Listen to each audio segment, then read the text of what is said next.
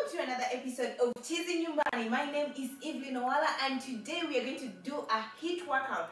Yes, we are going to light it up and bring it down right here, right now.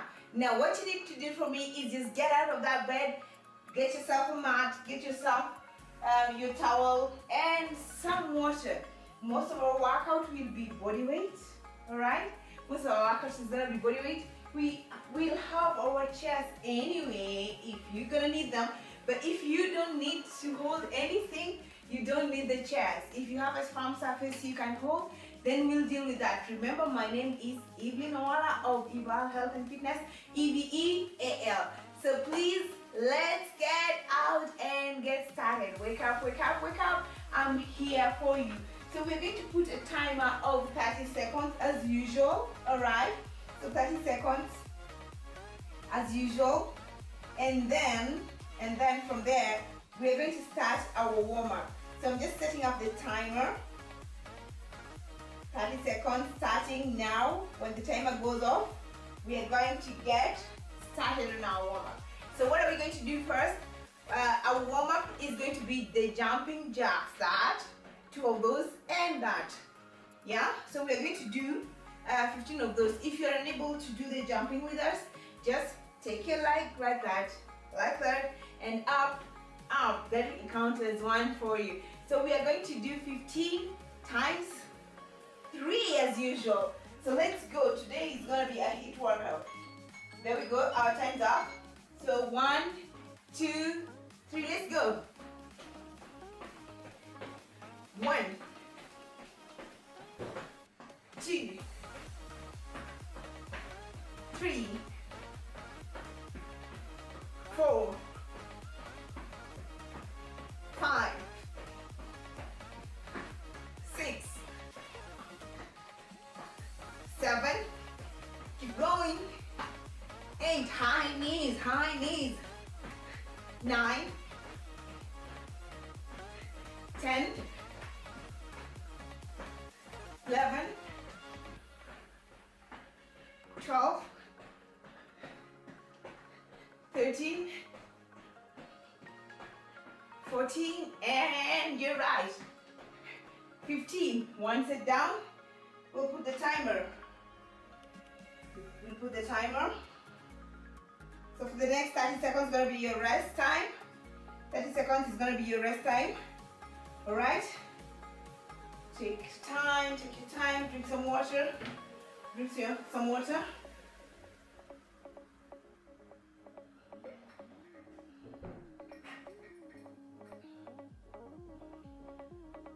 Some water.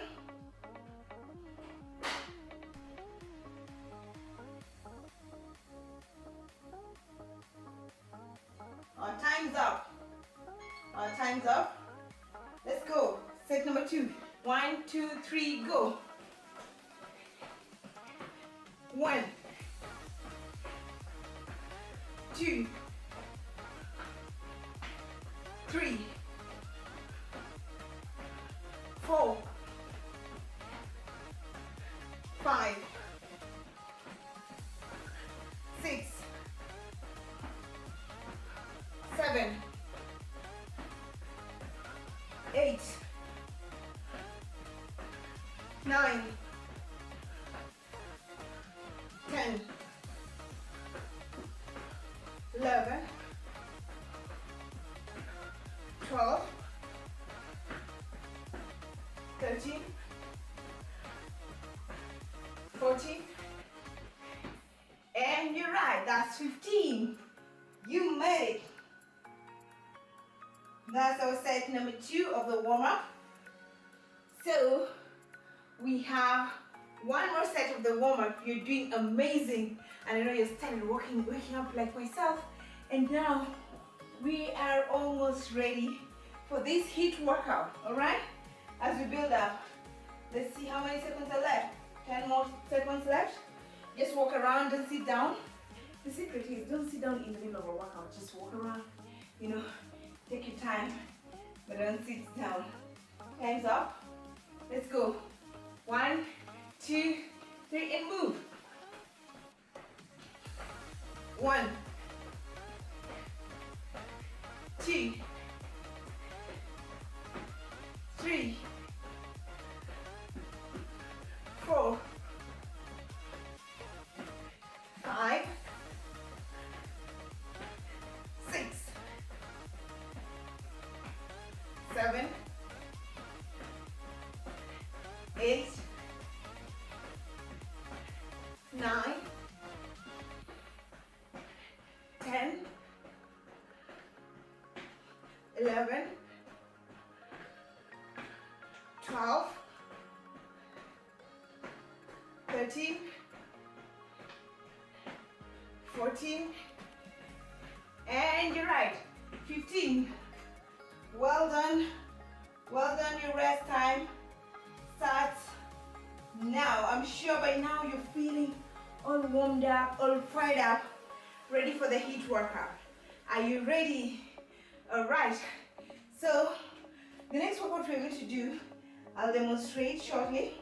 We're going to do crab walk with the toe touch. A crab walk with the toe touch. So we have a few more seconds left. A few seconds left. All right. Right, time's almost up. Time's up. Time's up. There we go. So I'm going to demonstrate this workout. First, you go like you're sitting down, but then you lift yourself off the ground. So you do that, right, and that one. All right. So this and this will be one. Are we together? Have you tried? That and that will be one. We will be doing 15 times 3. Are you ready? 1, 2, 3, go. Lift yourself up. So you go 1, 1, 2, 2, 3, 4, 5, 6, 7, 8, 9, 10, 11, 12, 13, 14, and 15.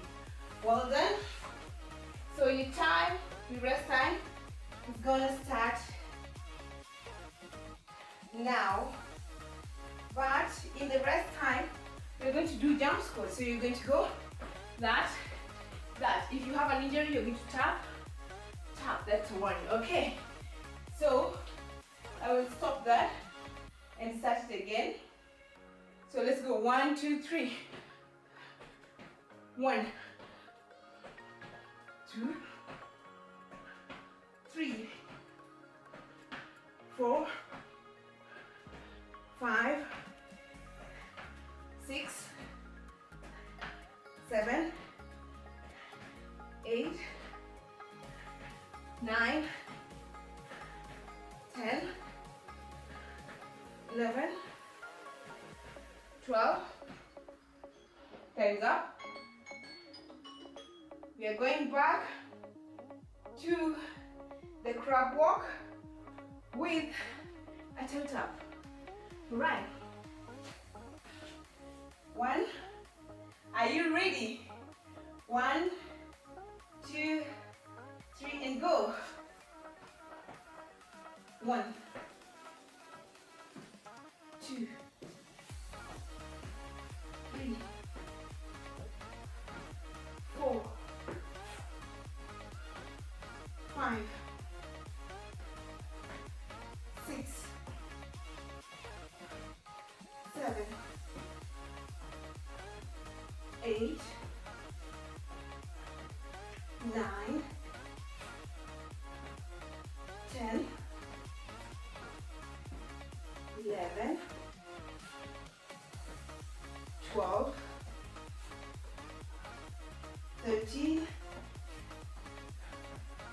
14, and 15. Well done. back to the jump squats, starting now. 1, 2, 3, 4, 5,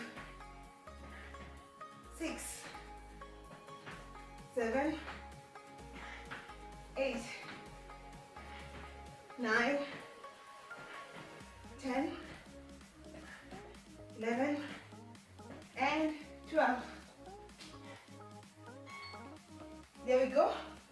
So we've done 2 sets. We're going for our 3rd set. I'll give you like 10 seconds to sip some water, like myself. Alright? Breathe in, out, in, and out.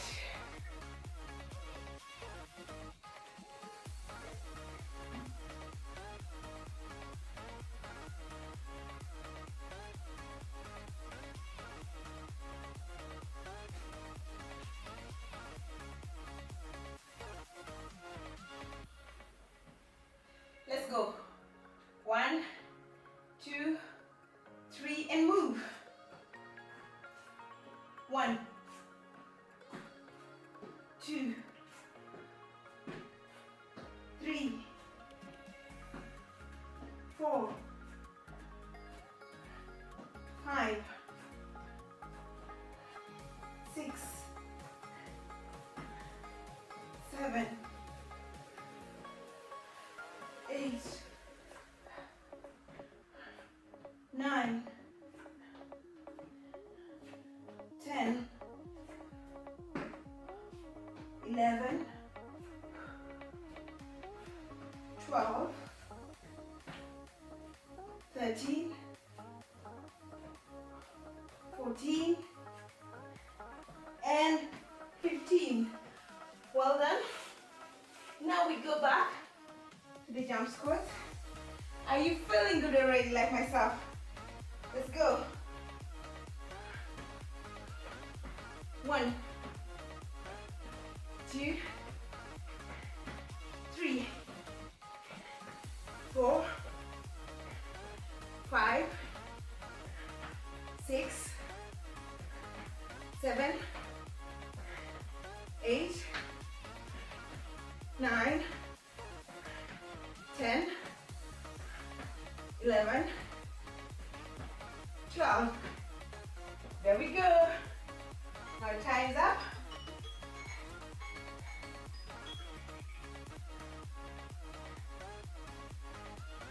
So our next workout will be something like this. So you start here and jump and turn. This leg straight. This is bent, so like that. Come back here and jump. Alright, and then go back there, you know, like that. Okay, so if you can't balance, you'll get a chair, right? You just do that, that, and do a double squat. Alright, perfect. So that you're able to do the 2 squats. Sorry.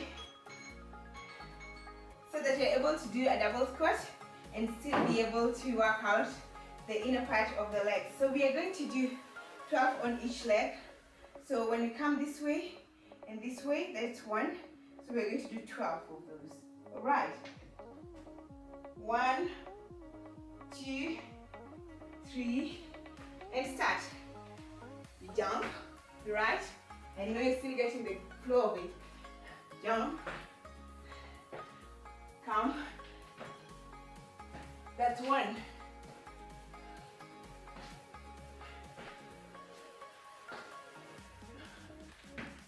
That's 2.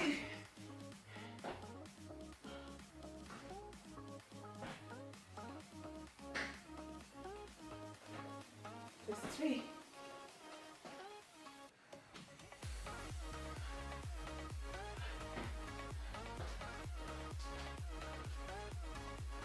That's 4.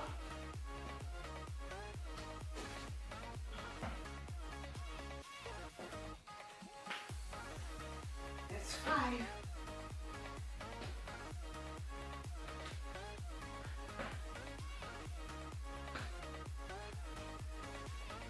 That's 6.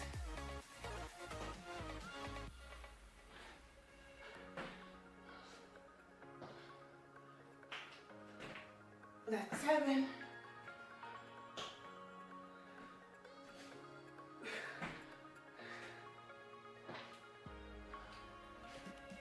That's 8.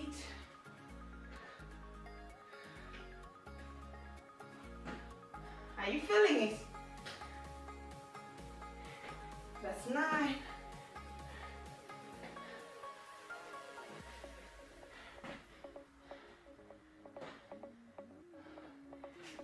That's 10. 2 more.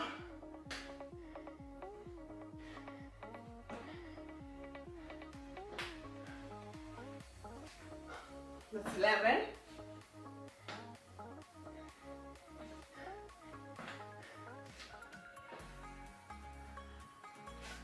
That's 12. Well done. Clap for yourself. You did it. You did it. You did it. You did it. Our rest time starts now. Walk around. Walk around. Walk around. Take some water. Yes, take some water. Right. Breathe in and out. Good.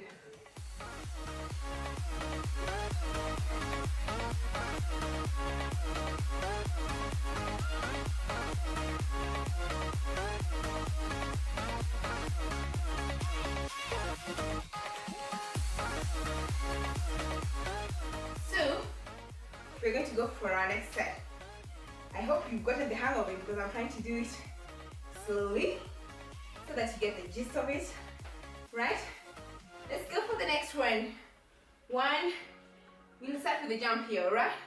1, 2, 3, squat and jump. Take your leg out. This other leg remains straight and jump. Yeah. There we go. There we go.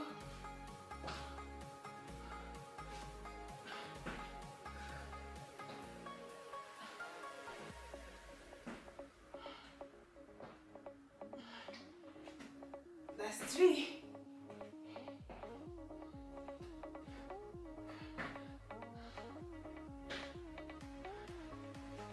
That's 4.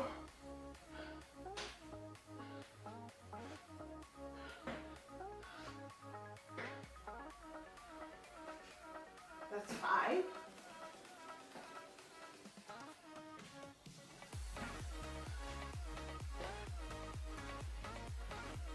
That's 6.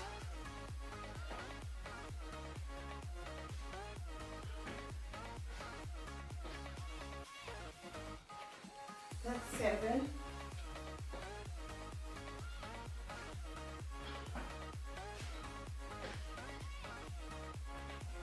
That's 8.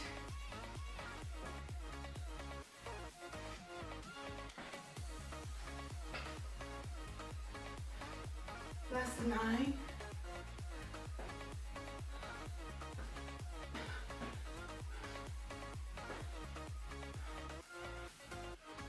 That's 10. 2 more.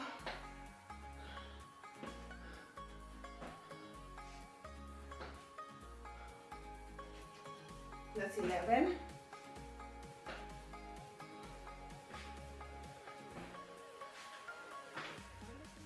And there we go. 12. Well done. Set number 2 down. So we have one more set to go. One more set. Your rest time starts now. Take your water. I'm sure you're feeling those legs are feeling nice. I'm so sure you're feeling the same thing I'm feeling right now.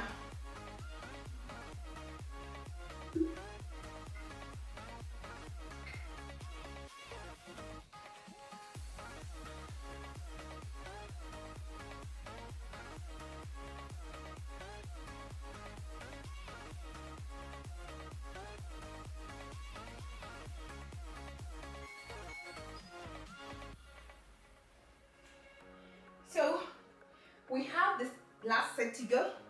Are you ready? Are you sweating like myself? Because I'm feeling so good this morning. I'm feeling so amazing. Are you ready for the next set? Let's go. We start with the squat and jump. Alright? Remember I said, if you have an injury, you will hold something that is more stable.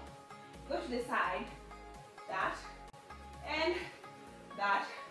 And double squat. Alright. Good. So, that is the alternative for this workout if you're unable to balance yourself. But if you're able to, celebrate what your body can do. Let's do this. It's the new normal. 1, 2, 3, go.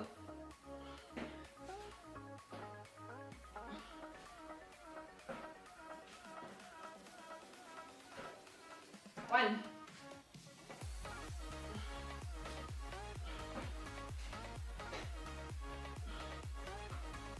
2,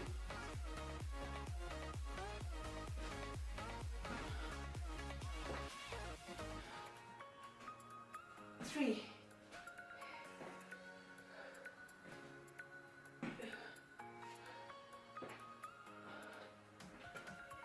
4,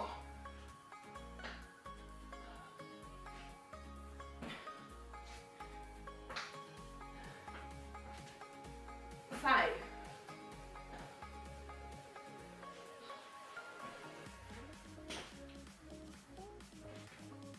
6,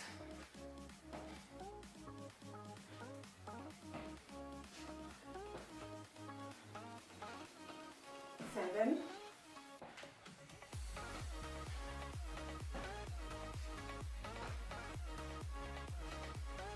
8, going, 9, don't stop, guys, don't stop, I can see you, we only have 2 more to go, 10, 2 more to go,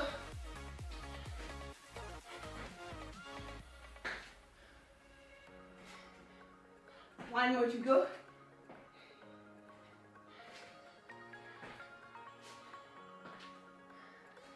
and there we go. Well done, well done. You're gonna clap for yourself at least. Oh goodness. Oh goodness. Our rest time starts now.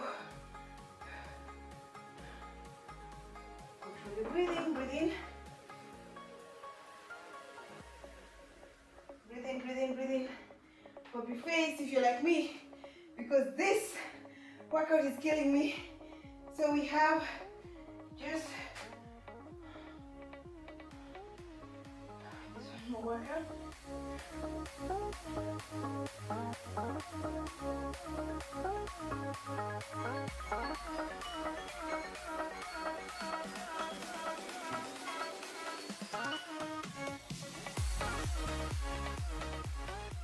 So we're going to do something called plank jacks and shoulder taps, which means we go to a planking position, we do a jack, meaning we're moving our legs in, apart together, all right, and as we tap our shoulder. I will go ahead and demonstrate. So you're here and here like this. So this, 1, 2, 3, 4. So we're going to do 20 times 3. So this and this, no, we're going to do 15 times 3. I saw your face. I saw your dumb face. No, we're going to do 15 times 3, right? So I'm going to jump this side and this side is 1. Let's agree on that at least. So we're going to do 15 times 3 with the rest in the middle. So let's go 1, 2, 3, and move. 1, 2, 3, 4, 5, 6, 7, 8, 9, 10, 11, 12, 13, 14, 15. Well done. Well done, well done. That is set number 1. Set number 1. Our rest time starts now. So we have 30 seconds of rest. Walk around. How is your body feeling? How are you feeling today's bodyweight HIIT workout? Right? You don't need to be in a gym to work out. You can do this at home, only 30 minutes every day, and it's such a day on a whole new level. Your endorphins are up, mind more balanced, you know, and you feel good about life in general. At a time when everyone is feeling on the edge. So here we go. The time is up.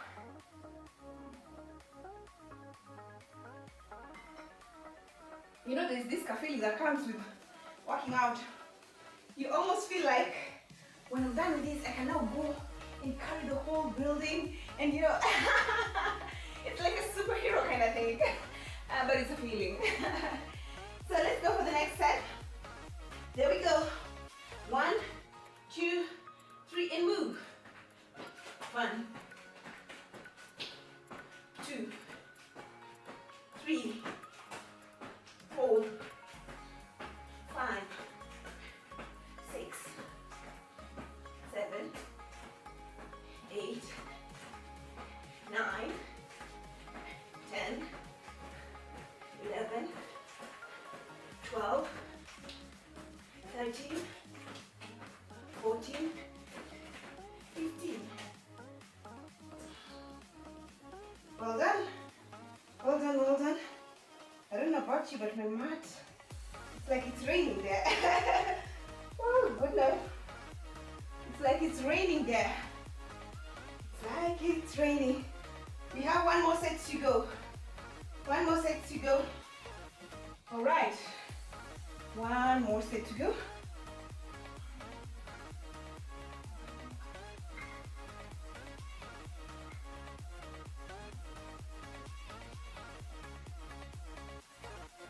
One more set to go. So we have 5 more seconds. I hope you're enjoying this, because I am. I am totally enjoying this sweat. Time's up. We are going for our last set. We are going for our last set. Are you ready? I am ready. Let's go. 1, 2, 3, and move. 1, 2, 3, 4, 5, 6, 7, 8, 9, 10, 11, 12, 13, 14, and 15. Well done, and congratulations if you went through that HIIT workout and made it to the end. That's it from us here in Teasing Your Money. We are glad you joined us for this episode. Look forward to meet my colleague Peter in the next episode. Have a lovely day. Bye-bye.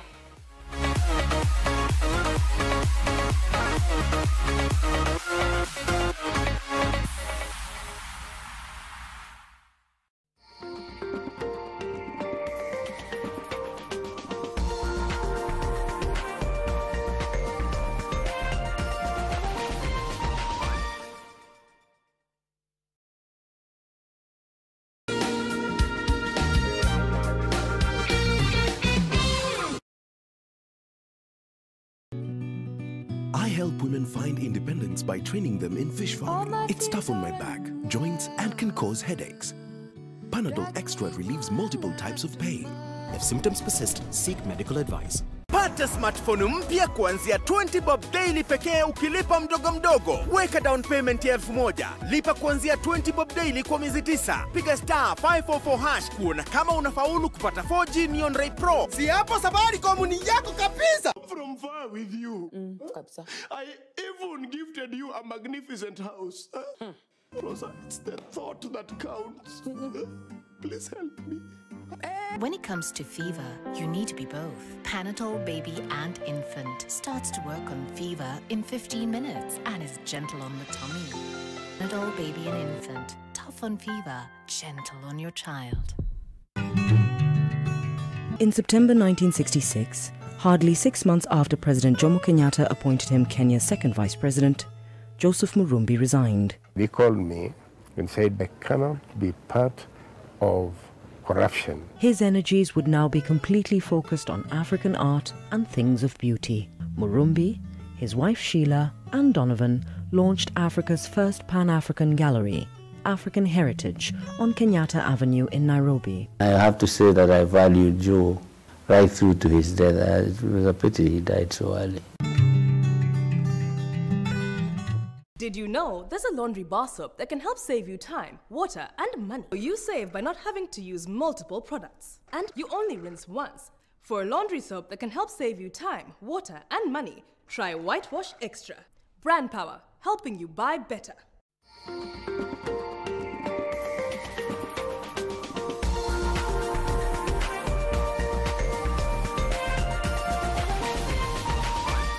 This is NTV.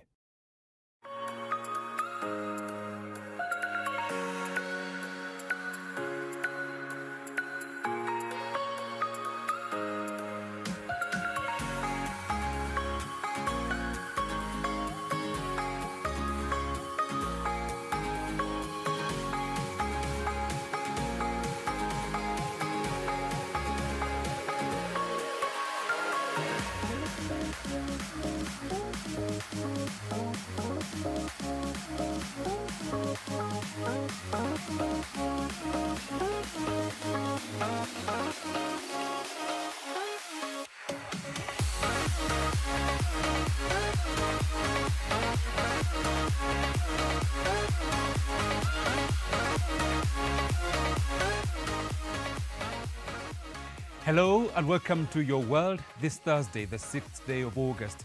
Good morning, my name is Joseph Warungu and today we're on the move.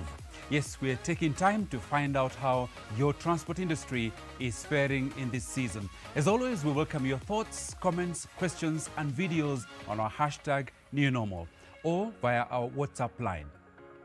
Now, with the reopening of county borders following 3 months of cessation of movement, today we have a special focus on life back on the road.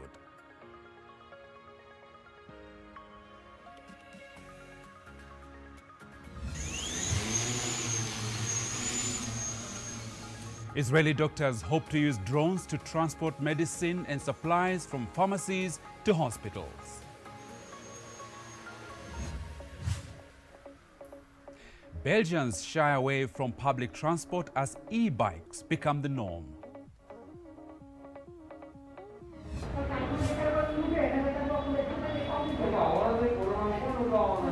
A businessman who has recovered from COVID-19 converts his office to patient wards to help the poor in India.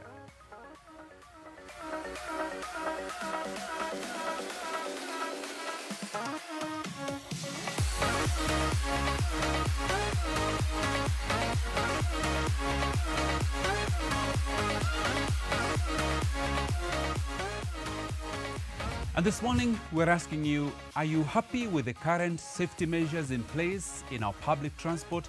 What more should be done? Send us your comments, your answers, your thoughts on that issue. But before everything, let's take a quick update on the latest situation regarding COVID-19 around the world. We start with the global numbers, and as at this moment, 18,975,254 people have been confirmed positive for COVID-19. Of these, 12,163,754 have recovered, while 711,220 people have passed on as a result of COVID-19. The country in Africa that has at the moment been registering the highest numbers is South Africa. This is the situation there. 529,877 people so far confirmed positive for COVID-19, and out of these, 377,266 have recovered, while sadly in South Africa, they've lost 9,298 people. In our own country, Kenya, this is the situation. We've got 23,873 people who've been confirmed positive for the virus, and out of these, 9,930 have so far recovered. And sadly, here in Kenya, we've lost 391 people. Moving swiftly across some of our neighboring countries, in Uganda, 1,213 people have been confirmed positive. Of these, 1,102 have recovered, while 5 people in Uganda have passed on as a result of COVID-19. Across the borders again to Somalia, these are the numbers: 3,227 people confirmed positive, 1,728 have recovered, 93 people in Somalia have passed on as a result of COVID-19. In Rwanda, these are their numbers: 2,104 confirmed positive, 1,237 have so far recovered, and 5 people have lost their lives due to the disease. In Burundi, this is the situation: 395 people confirmed positive, 304 have so far recovered, and as at this moment, for the last few weeks actually, they've reported 1 person to have died as a result of COVID-19. So that's the situation. Obviously, no change in the numbers in Tanzania for the last 2 months or so, no data to report there, but that's the way it looks in Kenya, in East Africa, and around the world.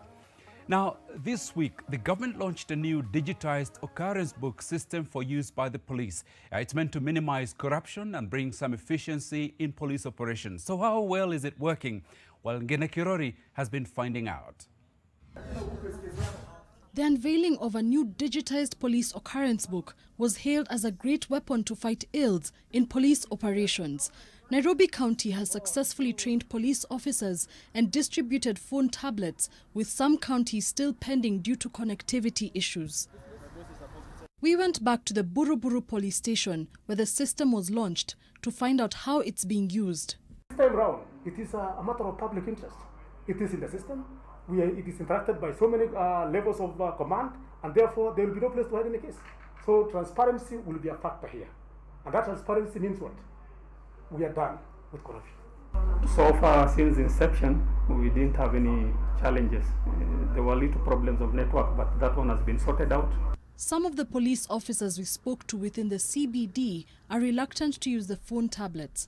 Requesting anonymity, some of the police officers told us that the gadgets are too bulky to carry around while administering their duties. One of the officers said that he had left his device at the station and opted to instead send messages to his colleagues to enter data into the system. Another even claimed that carrying the phone tablet poses a risk to his security. Although it may be too early to judge the success of the new digital occurrence book, it's clear that when it comes to its proper usage, the police are not marching to the same beat. Ngene Kirori, NTV.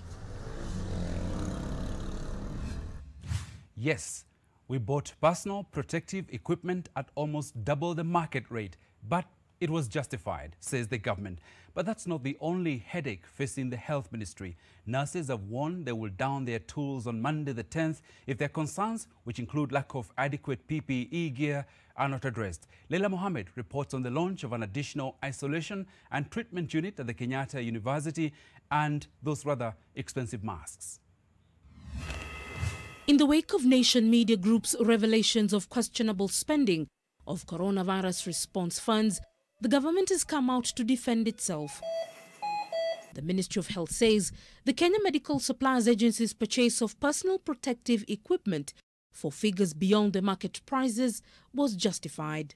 We got into the market at a time when this demand was extremely high. But because we had an emergency, we had to contend with the situation as it was. Records show that the agency procured 5,000 pieces of N95 masks at an outrageous unit price of 1,300 shillings against a 700 shillings market price apiece. The agency also bought over 1.8 million pieces of KN95 masks at 700 shillings apiece against a market price of 450 apiece, among other tendering irregularities. Kagwe says there is nothing wrong. Price is largely controlled by demand. and supply schedules. We started addressing our local capacity for the production of PPEs to make sure that we were not subjected to prices that were not cost-effective to our service delivery. Kagwe's sentiments have been echoed by ODM leader Raila Odinga. All of a sudden, people require millions of these. People require sanitizers.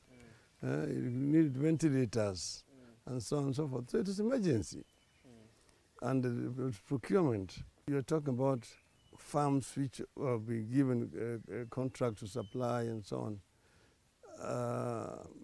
suggesting that the government should deal only with established companies with track record and so on and so forth. You're basically promoting monopoly. And when we are saying that we need also to promote the youth in the country. Most of these PPEs were meant for frontline medical workers in various isolation and treatment facilities across the country. But hundreds upon hundreds have contracted the virus themselves while on duty. As at yesterday, 8 of them had passed on, and today you have reported another 2. That brings us to 10 healthcare workers. Kagwe spoke as he launched an extra 500-bed isolation and treatment unit at the Kenyatta University Teaching and Referral Hospital. 60 beds have been set up for specialized care, ICU, HDU ward. Leila Mohammed, NTV. When Kenyans were given the green light to hit the road again across county borders, there was a warning for all to buckle up and brace for impact. That of further spread of the coronavirus and a threat to lives if all stakeholders did not observe the COVID-19 measures. Anita Nkonge reports on the bumps that lay ahead at the time. It has been a state of limbo for the transport sector, and it is almost all systems go, but you're going to have to add a few more things to your travel checklist before you begin your journey. When it comes to public transport, drivers will be required to have gotten a clearance certificate indicating that they have followed guidelines such as fumigation. When they get into the counties, the accountability, responsibility becomes that of the public health officers in the counties, in conjunction with the traffic police, in conjunction with the Council of Governors, to make sure that there is compliance on a continuous basis. Along the transport corridors, we are going to ensure through the various roadblocks that nobody passes, no vehicle, no transport vehicle passes through the roadblock without that certificate. When it comes to passenger train services, the Madaraka Express passenger train will resume on Monday the 13th of July. One train from Nairobi to Mombasa will depart at 8 a.m. and arrive at 12:45 p.m. The train from Mombasa will leave at 1:25 p.m. and arrive in Nairobi at 6:40 p.m. The Kenya Railway shall deploy 10 passenger coaches for passengers with a total capacity one-way of 600 passengers. One additional coach is to be used to isolate passengers suspected to have COVID-19. The Nairobi commuter rail service is to link the Nairobi SGR terminus to Nairobi CBD. Services shall run from Nairobi CBD to SGR terminus at 6:35 a.m. every morning and from the SGR terminus to Nairobi CBD at 6:50 p.m. every evening. When it comes to air transport, access to airport is strictly for workers and travelers only, except when travelers need special assistance. There are now measures to minimize contact between crew and passengers at the airport terminus. There will be limiting of physical distance between security officers and passengers and between airport staff and luggage. Phase boarding is to be implemented to avoid crowding at aisles. All crew are exempt from quarantine after any flight if they do not display symptoms of COVID-19 and if there was no suspected case of COVID-19 on their flight. If there is a suspected case on the flight, the crew shall be quarantined at home or at designated facilities. If they test negative, they can resume normal activities. If there is a suspected case on the flight or symptoms detected, passengers that were within 2 rows of passengers with symptoms are to be quarantined for testing. If they test negative, they will be allowed to leave the airport. If positive, they have to remain quarantined in accordance with the MOH. If there are layovers, crew members are not allowed to leave their hotel rooms except in cases of emergency. All passengers are exempt from quarantine on arrival at their destinations if they do not have COVID-19 symptoms. Passengers leaving here, going to other countries, it will depend where they are going, COVID-free certificate is required. If somebody is flying here into our country, it will be a requirement. You must have COVID-free certificate. Yeah? So I would expect that if you are flying out, even for the safety of the other passengers within the aircraft, it will only be prudent for you to be tested. And when it comes to flights that are at night during curfew, we are giving special concessions, special dispensation, that if you are flying at night and you show the roadblock, you show the boarding pass or the ticket, you'll be allowed to go to the airport together with your taxi driver. It is not going to be an easy journey, but hopefully all are aboard for the voyage through these treacherous coronavirus times. Anita Nkonge, NTV. Okay, so today we are discussing matters transport to see where we are at since the government reopened, well, not just the roads across our county borders, but also the skies. But today we focus on movement on the ground, by road, by rail. And with me in the studio, I've got an array of guests who come from that particular sector. We have, first of all, here with me in the studio, Mr. Simon Kimutai, who is the chairman of the Matatu Owners Association. Welcome. We also have in our Mombasa studio, Dennis Ombok, who's the CEO of the Kenya Transporters Association.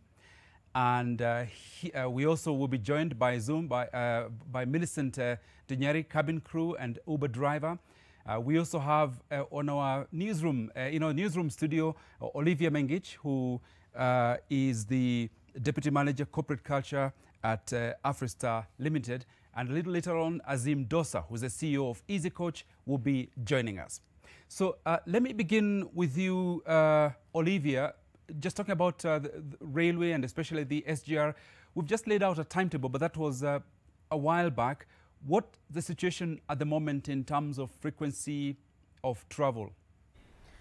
Okay, so as was said in the report that just ran, we do have a train leaving Nairobi at 8 o'clock and arrives in Mombasa at 12:45.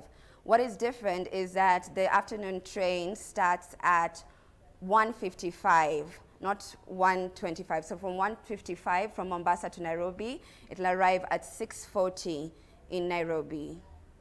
Okay, thank you so much, Olivia. We'll come back to you in a moment. Mr. Kimutai, let me come to you. In terms of matatus and so on, what kind of measures, how has that industry or that sector changed since we got into the pandemic? Thank you very much for inviting me for the show. There's so much that has changed, and for sure it's had a very big impact on public transport. And very well, from the fast word of stay at home, revenues dwindled. So, and you know very well that public transport in Kenya, especially in matatus, is purely business. It's private sector.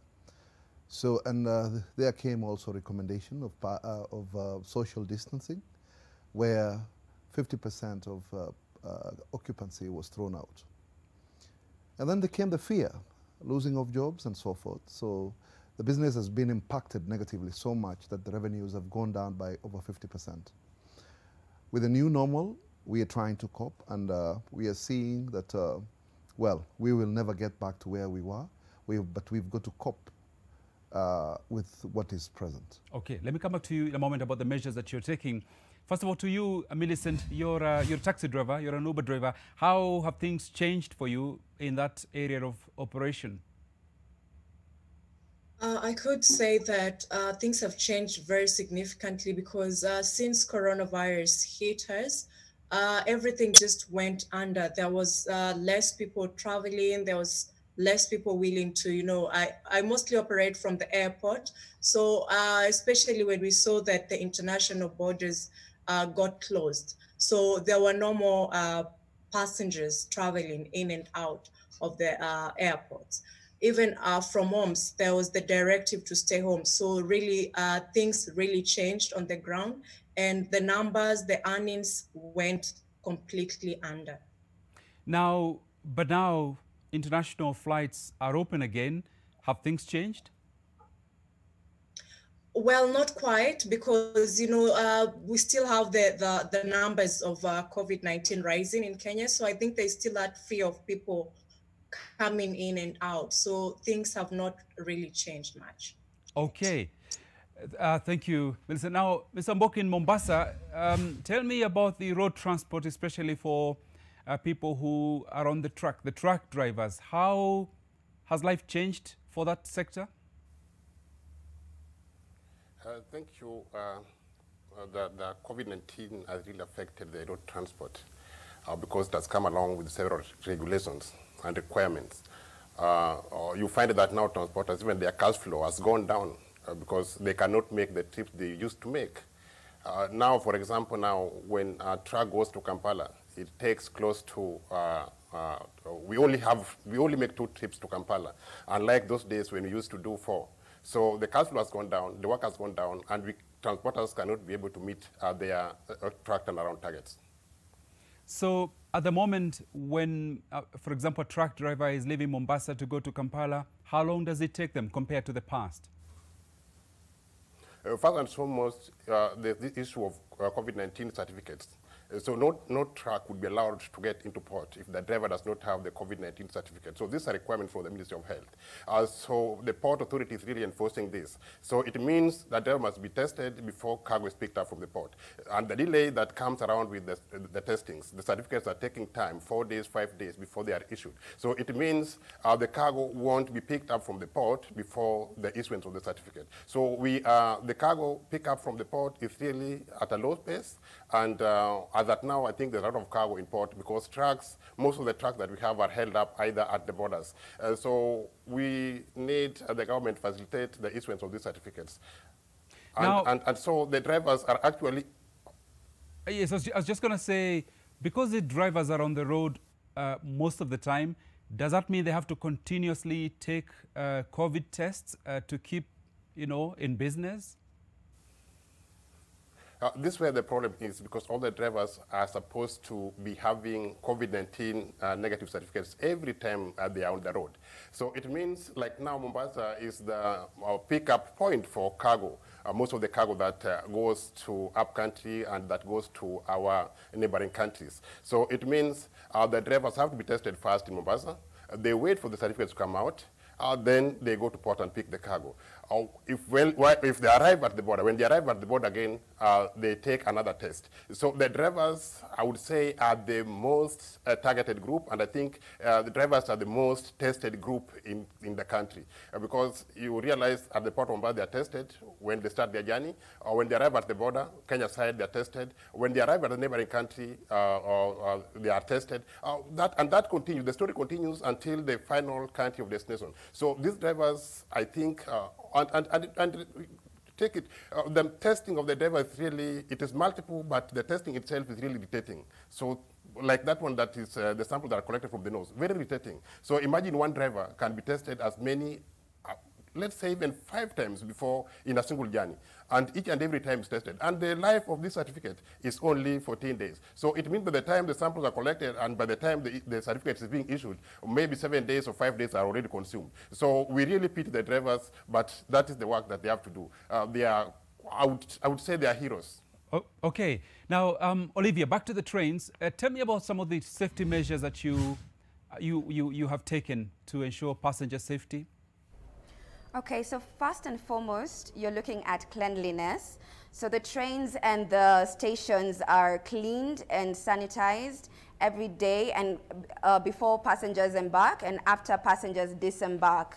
Another thing about under cleanliness as well is we ask our passengers to practice good hand hygiene. So before they get into the terminus, both the Mombasa and Nairobi terminus, they're required to wash their hands.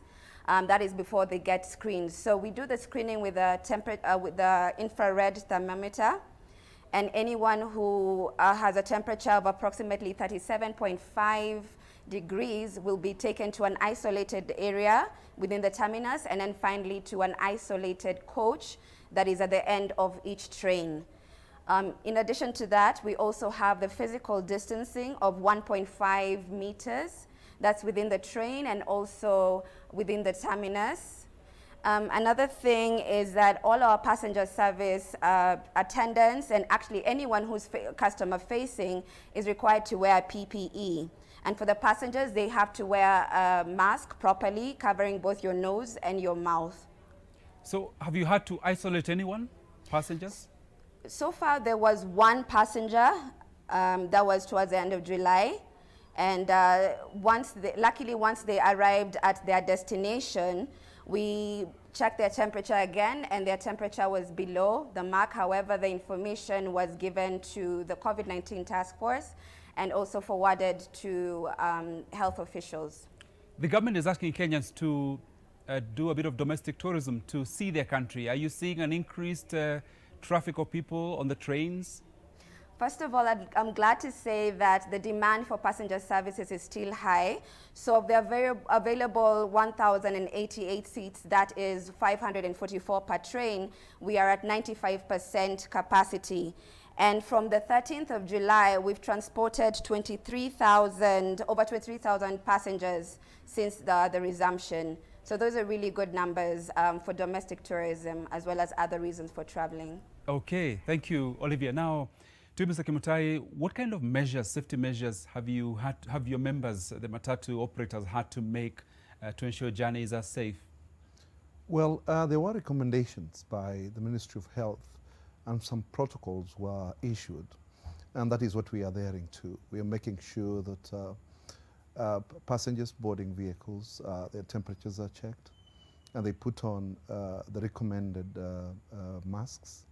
And they have to keep their masks in the position of covering the mouth and the nose all the time. Social distancing is ensured when boarding. At the same time, when they are in the vehicle, especially after the number of passengers were reduced by 50%, that automatically made them occupy a bigger space of 1.5 meters apart. And sanitizing, of course, at the entry point, you've got to sanitize. And we've also recommended that we want patriotic travelers who would make sure that they are there to what has been recommended. And also, if necessary, they have to be having their own hand sanitizers and not to be touching everywhere. We know the virus settles on areas when you put your hands and you wipe your nose, that definitely you would easily get infected. We are trying to observe all the recommended protocols and ensuring that nobody spreads. We wouldn't want to be the agent of spread of coronavirus or COVID-19. But we've seen instances of some matatus which are actually carrying beyond the capacities that is allowed under these current measures. It's very unfortunate for such to happen. And I think what the ministry did not do well was sensitizing both passengers and crew. We as public transport investors, it's very difficult for us to police. And in many instances, we believe the roadblocks that have been put in place are supposed to be our eyes when these vehicles have left a place of origin to the point of destination. But can't you self-regulate? Do you need the police and government to regulate what you do? Why can't you self-regulate yourselves? Yeah, we have done, but we have human beings who are just rogues, I would call them, because it's not only a danger to passengers, it's also a danger to themselves. And I tend to believe that Kenyans are not very serious people. It's the way we behave that will actually control the spread of COVID-19. And I wonder also, however rogue these people would be, what is the role of a passenger? Why do you allow yourself to be squeezed in a vehicle recommended for certain number of vehicles? So everybody must take up the personal responsibility so that we may be able to have a win-win situation. We don't want blame game. We would want all those protocols be observed and be adhered to. Now, for many people, because of the change with these regulations, it has meant an increased matatu fare. So it seems that burden of making sure that the industry is safe has been passed on to the commuter. Why wouldn't the matatu operators take a share of that burden? Well, what I would want to say, as I told you, that this is private business, and you cannot invest in an area where you become charity. Right now, we are loss-making. Our revenues has dwindled by 50%, and the only way we can be able to even meet the operational costs is to ensure that the person who uses the service cut us for this. We have heard of stimulus and we have begged for them. We've asked and begged for them. And nobody seems to be getting to this position. And I believe that within a very short time, we might not be able, in some years to come, it would be very difficult to operate public transport business. But what you're saying is that if these measures become tougher, the commuter will have to pay. Definitely. When you are in any business, if you are selling potatoes, and you buy potatoes from the farmer for 100 shillings per bag, for instance, you can't sell it for 80 or 70. Definitely the other costs that would be involved, it's just common sense that you will sell it beyond that. So no other person is going to get the beating apart from the passenger. Oh. For us to be able to stay afloat, definitely we need to meet the operational costs. Right now we are eating into our capital because these vehicles depreciate, so our capital keep depreciating. Okay. Yeah. Millicent, back to you. What sort of safety measures are present in cars, in Ubers, for example? I would say, just as Mr. Kimutai said, most of the measures that apply to the matatu operators, most of them still apply to the Uber drivers. And I would also say, as an Uber driver, it's also gets to a personal responsibility on our driver's side, because you really need to keep that your vehicle very clean.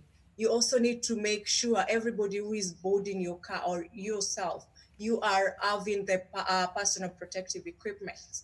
You also need to have like a hand sanitizer in your car every other time. And then, you know, it's very difficult because, you know, you have probably you get trips every other time you'd like to sanitize your car in between the trips, which gets a little bit difficult. But I would say basically it's just most of the measures that Mr. Kimutai has talked about. But as an Uber driver, it's also a very personal responsibility because a car, very small, maybe you end up touching those areas. So probably also wear gloves as much as you're wearing masks. So most of these things apply together. I wonder whether from the company itself, Uber, have you had any other additional instructions as a driver in terms of how to keep safe beyond what the ministry has asked, for example? I would say most of the directives is just to echo what the ministry has said. Most of them is just to emphasize and to echo on what the ministry has said. Yes, from all the taxify as well, and as well as little. So when a client gets into your car, doesn't want to wear a mask, what do you do? You know, it's a tricky situation, but as I said, you take personal responsibility. It would be much better for you to cancel the trip and report, because these are difficult times. You can't take a risk on yourselves because you're going back to your family and all that. So it would be much better if you cancel the trip and, you know, just report why you canceled the trip. I think it's a very legitimate reason. Okay, now, Mr. Ombok in Mombasa, back to the truck drivers.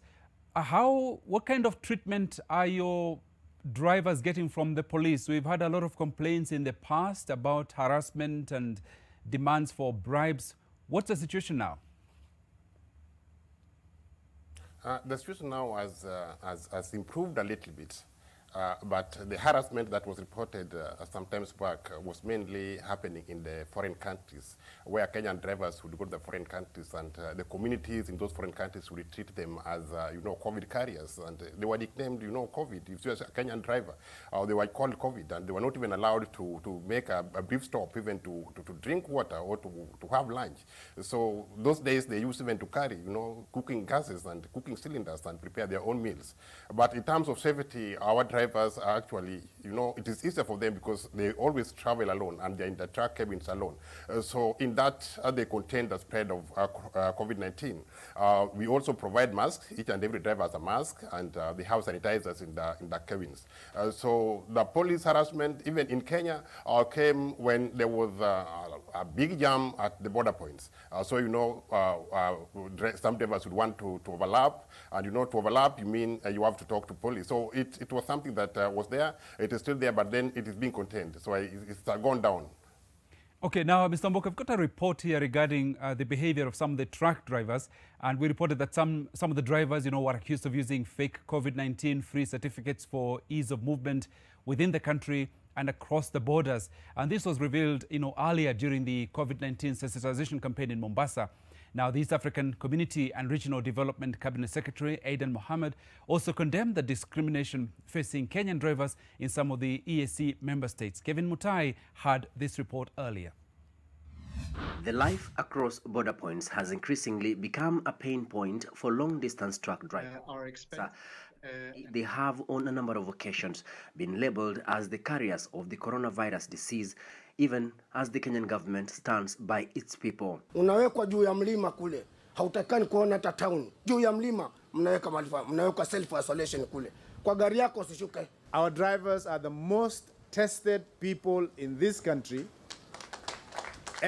And by that definition, the most secure and safe people as far as COVID-19 is concerned. The delays have become a concern and frustration. Sasa kuna certificate zingine ambazo zinatolewa, inakaa mwaka mzima. Mwaka mzima. Unapewa na corona unajua unapima baada ya 14 days, lakini mtu anapoa ya full ya. Part of the delays are due to insufficient resources. Health sector authorities say lack of test kits is still a major concern at this facility in Miritini. Only 100 drivers can be tested in a day. So far, 4,030 drivers have been tested in Mombasa, 92 of whom have tested positive for the disease. Now, the other disease that ails Kenya is corruption that is riding on the pandemic's back. Saa zingine madriver wanatengeneza fake certificates. So hiyo ni jambo ambaye tungependa hakikisha ya kwamba haifanyiki kwa sababu haifai. Hata ukichukua fake certificate hapa, ukifika Malaba, then hautaweza kuitumia. Kuna kituo ambacho wamekiweka pale Huruma. Unaenda unapimwa, unatoa shilingi 2,000 na hakuna hata receipt. Just as you come out of Athi River, people were being stopped, and I did get out of my car to ask, why are these people being stopped? And I was told because, we want to make sure they have COVID certificate. I think that roadblock is going to go away. The Northern Corridor Transit and Transport Coordination Authority says it is pursuing integrity in the process, as it cites that delays are costing various businesses. What we have encouraged our member countries is to use the WHO recognized testing procedures so that there is uniform recognition of the test certificates across the member states. The authority has called for establishment of regional guidelines to ease cross-border trade. Kevin Mutai, NTV, Mombasa. Now, Mr. Ombokis, it's quite dangerous for a driver to be driving around with a fake COVID-19 certificate, endangering, well, not just his own lives, but other people. What action have you had to take about regarding such drivers, such truck drivers? It's not something that is common that all of them do fake these certificates. Maybe 1 out of 100. But what necessitates this is perhaps the delay that occurs, when you are tested and the results are not coming out, and then you need also to pick cargo and take it wherever it is required. So sometimes, these drivers, they depend on the mileage. So if a driver is not on the road, that means he cannot fend for his family. So these are few cases. These are isolation cases that we cannot say all the drivers are doing that. But then to contain that, we just want the Ministry of Health to make sure that they facilitate the issuance of the certificates. So once the samples are collected, then the certificates are issued, in a good time to mitigate this issue of faking the certificates. When somebody talks about faking a certificate, even in the Education Ministry, there was a lot of issue, when the students were faking the exams, but it was contained. So it happens everywhere that whatever new guidance that you bring, there would be some few elements that would fake it, but then it can be contained. So I'm not saying the drivers are left out. So these are isolation cases, and I think it's bad, and it has been contained. I don't hear anymore the issue of faking the certificates. Oh, okay, and very quickly, I remember a time that the Ugandan government was really accusing the truck drivers who crossed from Kenya as the people who are, responsible for, endangering, maybe the spread of COVID-19 in the country. We also have had our challenges across the border with Tanzania. What's the situation at the moment? Are drivers able to go in and out of Uganda, Tanzania freely? The situation is okay now. Border Namanga, that is Tanzania-Kenya border, where there was we used to have a big problem. The trucks are now moving. But you know the problem that we have with our neighboring country, Tanzania, is that they have not taken COVID-19 very seriously, and they are not even doing the testings there. So it means that trucks that are coming from Tanzania into Kenya via Namanga, the drivers must be tested on Kenyan side. So in Uganda, we don't have a problem, and vehicles are moving, despite the fact that we have a few challenges in terms of issuance of these COVID-19 certificates. But again, you know, in the EAC, the Kenyan people, the Kenyan drivers were taken as the main people who were spreading this COVID-19.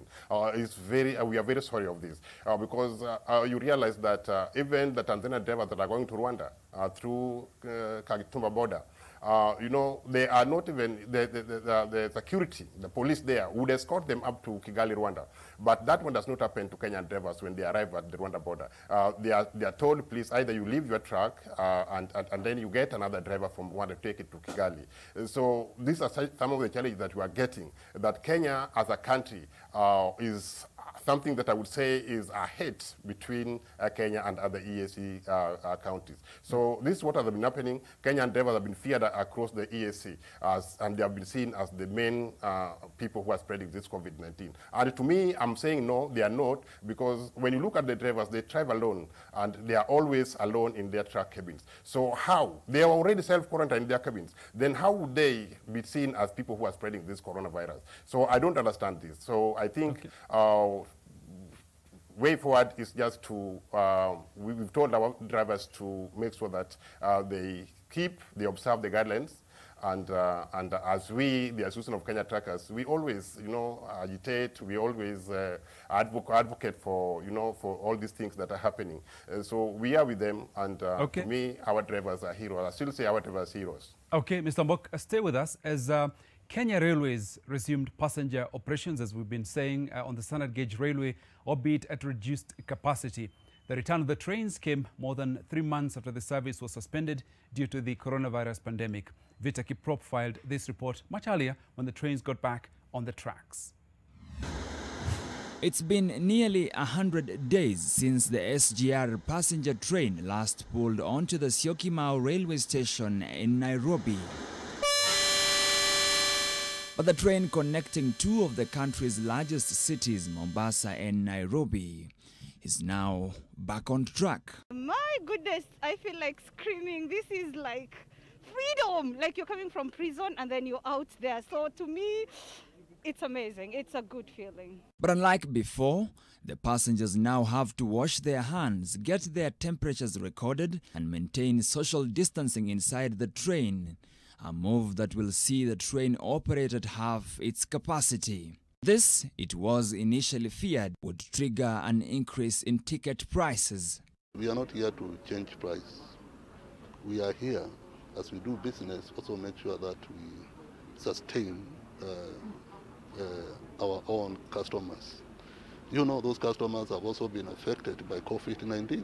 3 years since the standard gauge railway made its first journey down to Mombasa, the project has struggled to break even. And with passenger operations now at 50% due to COVID-19, focus has now shifted to cargo to be able to help the business to keep moving by shouldering part of the project's huge costs of operation. Our income, basically, our source of our revenues are more from the freight services rather than passengers. And the sustainability of passengers is very important for any government to move their people from one area to the other. I'm not saying they don't pay money, they pay money, but passengers itself is not completely sustainable, but the mix between freight and passengers makes it possible for us to make money. With operation costs estimated at 1.5 billion shillings every month, pressure has been piling on the SGR service to meet its costs, which had seen it accumulate 38 billion shillings in pending bills by the end of last month. Victor Kiprop, NTV Business. Okay, so Olivia, back to you and the SGR. You told us that you are almost at 95 capacity now. Business has picked up. Any challenges?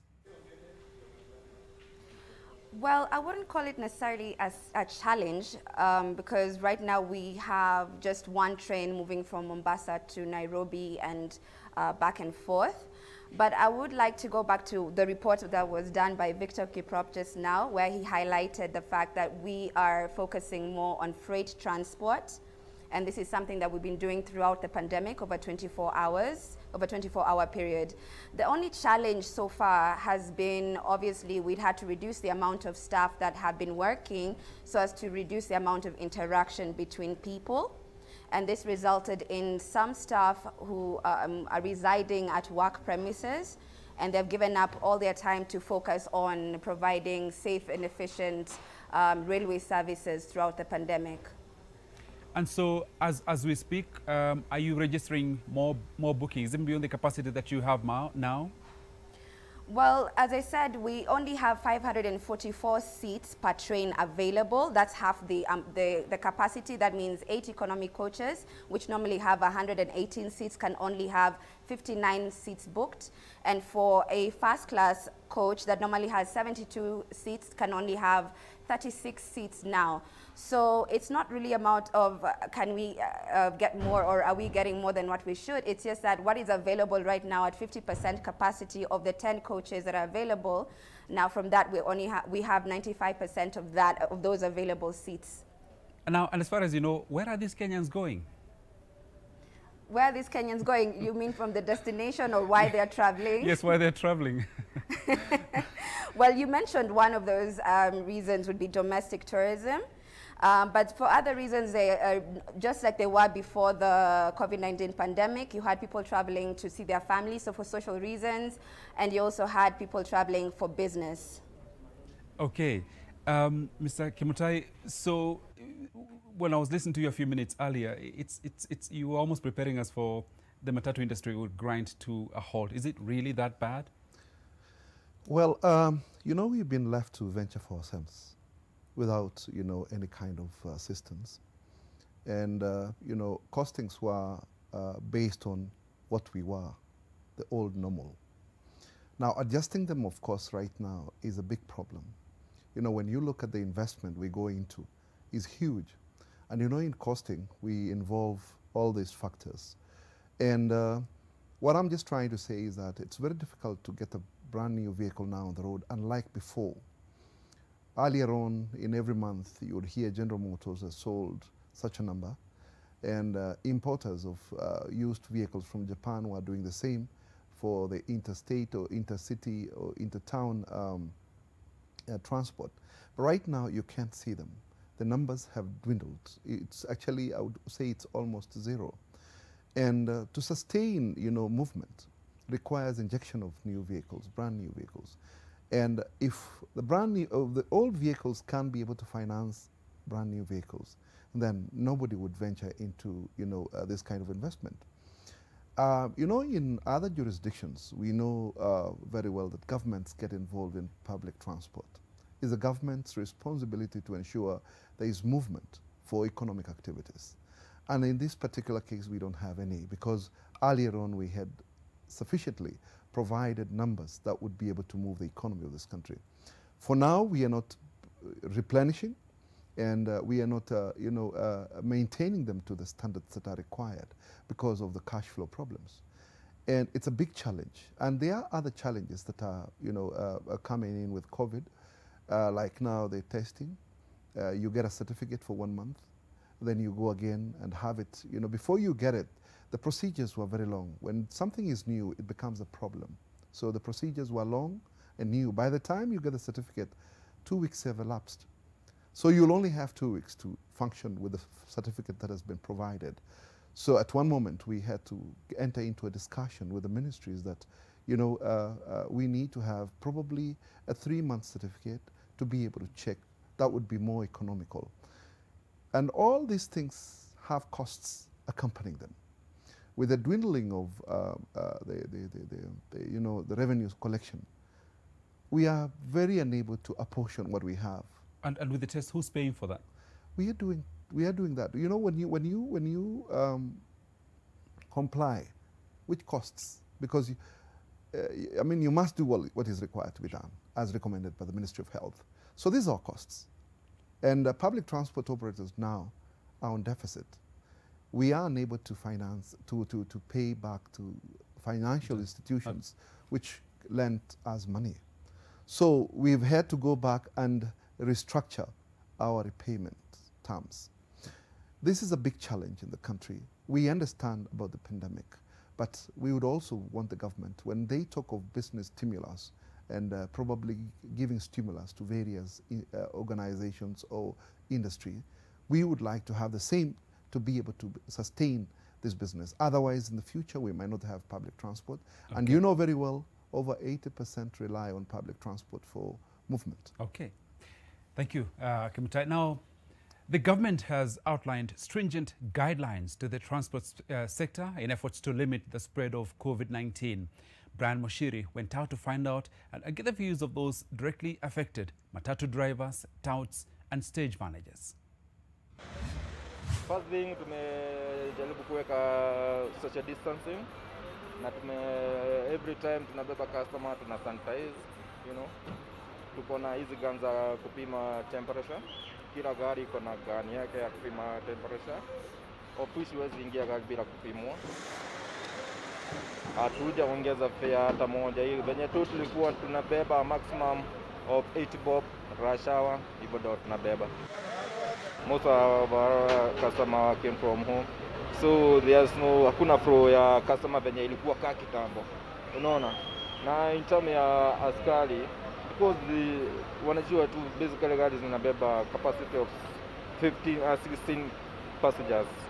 Most isipokuwa ni just the rush checking, hakuna mambo atikusumbuliwa kaa kitambo.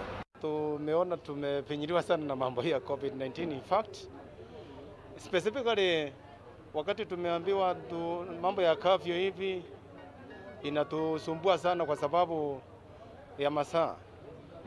Watu sisi wa safari ndefu hivi hatuwezi kustahimili kuwekewa hiyo masaa, sababu ukitoka hapa kitu kama saa 10 hivi kitambo ufike Meru, tumekuwa rate. Mambo ya fare ukiwapikisia kama tuseme ni 800, kwa sasa tunabeba na 800. Lakini hata hiyo mafuta yes ikafika ya kwenda na kurundi, tunafinyiliwa sana. Sababu kama hii ni gari sasa inabeba na watu tisha hivi. Watu tisa ukibeba na 800, hiyo pesa yes ikastahimili mafuta ya kwenda na kurudi. Na pia chakula ya dereva na mwenyewe na insurance na everything.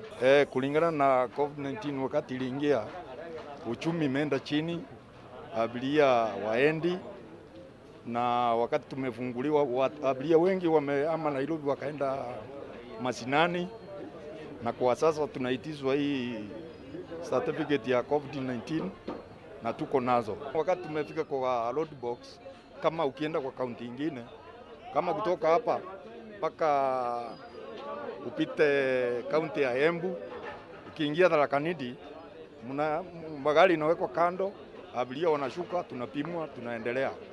Ukienda kutoka Tharaka Nithi kuingia Meru, vile vile mnashuka, mnapimwa, watu wanaenda. Kwa hivyo hakuna kusumbuliwa. Our normal working imechange, na vile imechange imetu affect sisi wote kutoka investors, sako mzima, wafanyikazi, hata kila mmoja ile anafanya na matatu. Actually ameumia ni one way or the other. More especially hii system ya kubeba watu 17 ama 18 kwa gari ya 33 seater imetu affect kwa sababu hiyo gari huwezi manage kulipa loan, huwezi manage kulipa wafanyikazi vile inafaa, huwezi manage kuweka mafuta. Mambo ni mingi imekuwa affected in between.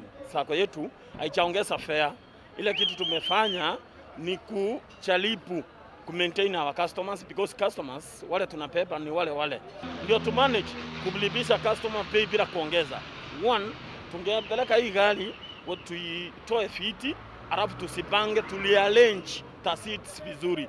Some of the vehicles zimeanza hivyo, but sisi tunataka clearance from NTSA, because gari inaendanga inspection, and when ikienda inspection lazima ikuwe na report ya inspection. Na sasa sema ya mwisho ni kwamba at least serikali yetu inacharibu vile inaweza, more especially Mtaikawe is supporting us every day, updating us, so we are aware of what is going on, and we are keeping social distance, sanitizing, and putting our mask.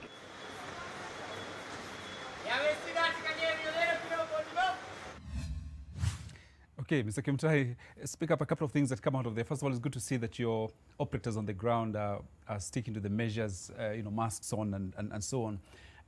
The issue of curfew, how is that impacting on your business? I know one of the operators there mentioned that.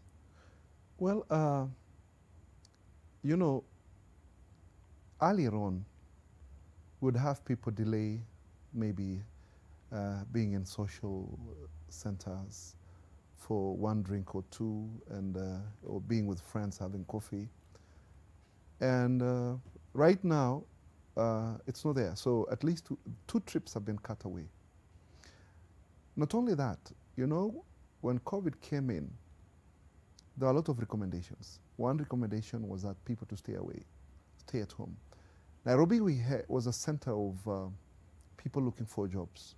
We had casual laborers moving to industrial area, and we had people, hustlers, who were carrying wares from maybe Nairobi to Westlands to whatever they were selling their wares. And these people were giving in revenues to, because of movement. Right now, it's mostly restricted to people going to work. There are no idlers in Nairobi anymore. Most people went back to their rural homes because of fear of contracting this virus. So you find that the curfew itself, it's not per se curfew, it's reduction of movement by individuals in Nairobi. For us to provide a service, I mean, it turns itself to revenues. So curfew is just part of course of our revenues to dwindle. So you realize that some people would want to go home, come back to town, and transact a business in terms of either having meetings and getting to social centers at night. We don't have them. So that one completely cut off the revenues for that particular time. Okay. Yeah. Now, Millicent, tell me about what sort of challenges do you face as an Uber driver currently?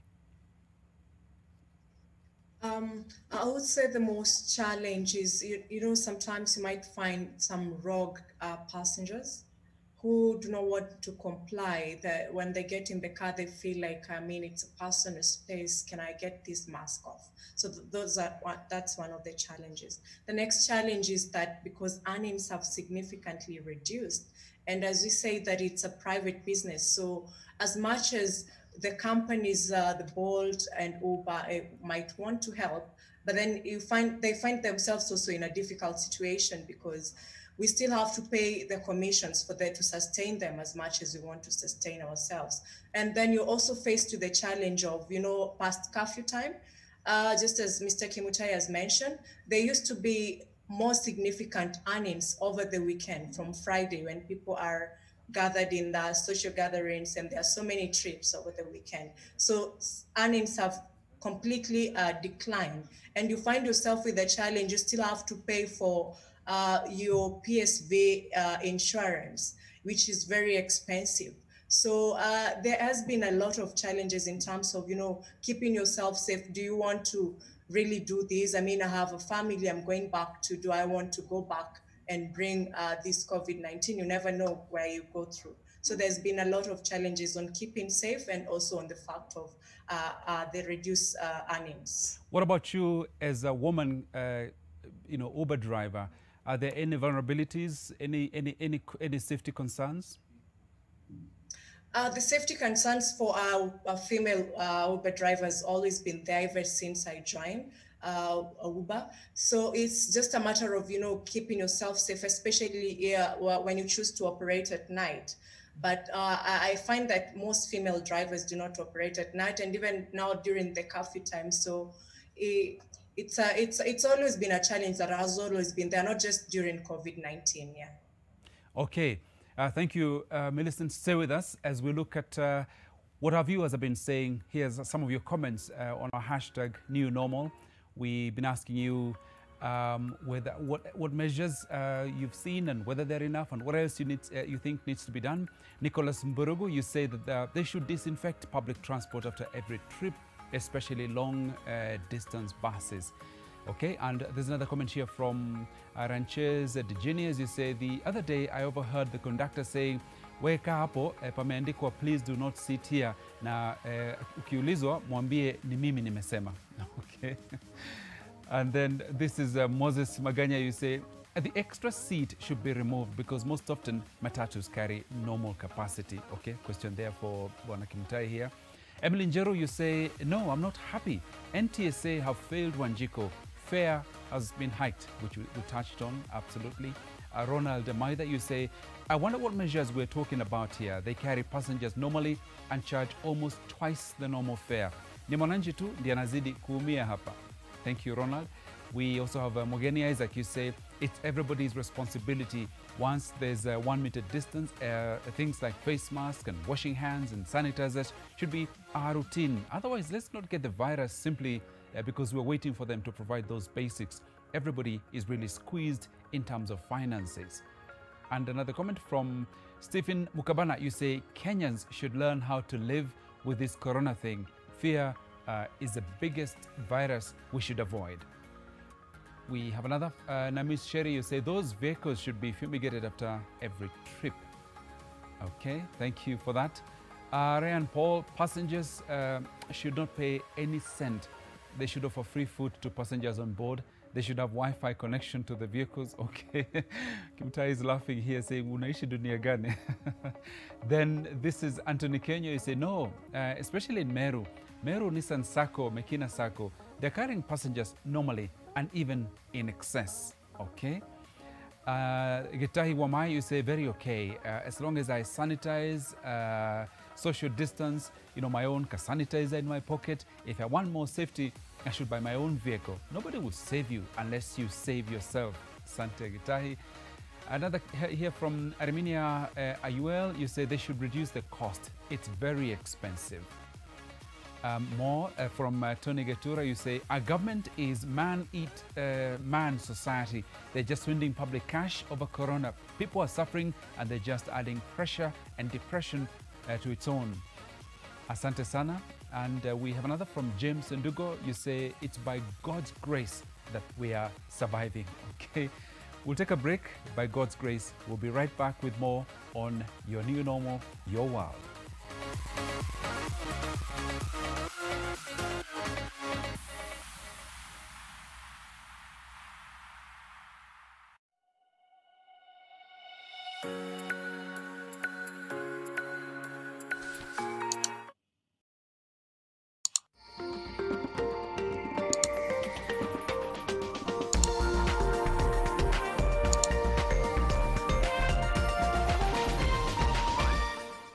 Credit to you if you stay at home.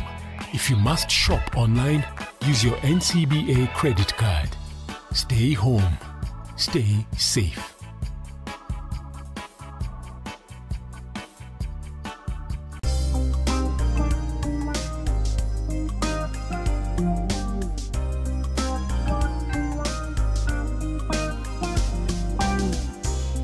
Ndovu flowers are fortified with vitamins and minerals to provide wholesome goodness for the whole family. Ndovu all-purpose flour makes the most delicious chapatis, mandazis and all other pastries. Ndovu is readily available at your nearest shop.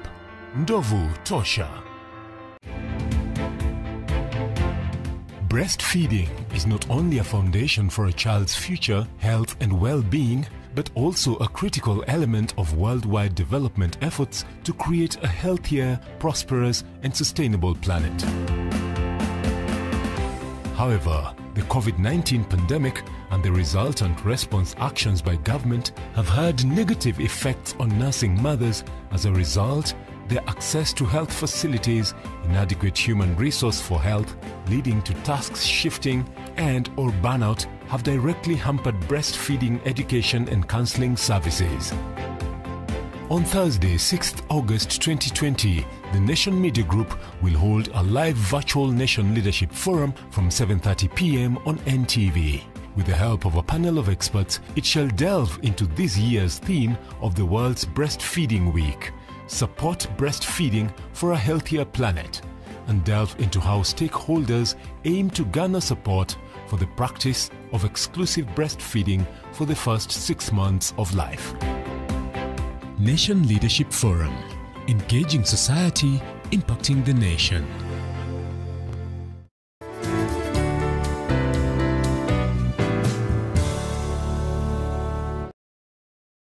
When we moved from analog to digital, we took the opportunity to share our talanta.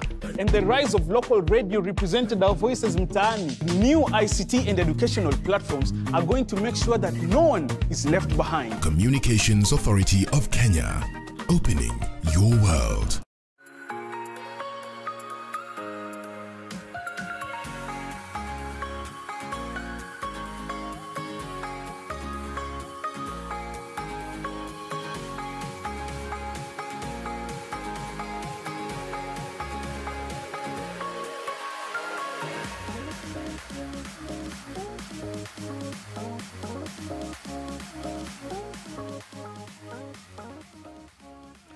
Okay, welcome back to Your World, and this morning we're looking at transport, road and rail transport in Kenya following the relaxation of restrictions. And with me, my guest, Simon Kimutai, who's here with me in the studio. He's the chairman of the Matatu Owners Association. We also have in our Mombasa studio, Dennis Ombok, who's the CEO of the Kenya Transporters Association, especially with the truck drivers. We're also joined by Millicent Ntinyeri, who is an Uber driver. And we have Olivia Mengich, Deputy Manager, Corporate Culture, Afrista Limited, who is filling us in on our railway transportation. And we also are joined by Azim Dosa, who's the CEO, Easy Coach. But first, the relaxation of restriction on movement was designed to breathe life into struggling businesses and kickstart the economy.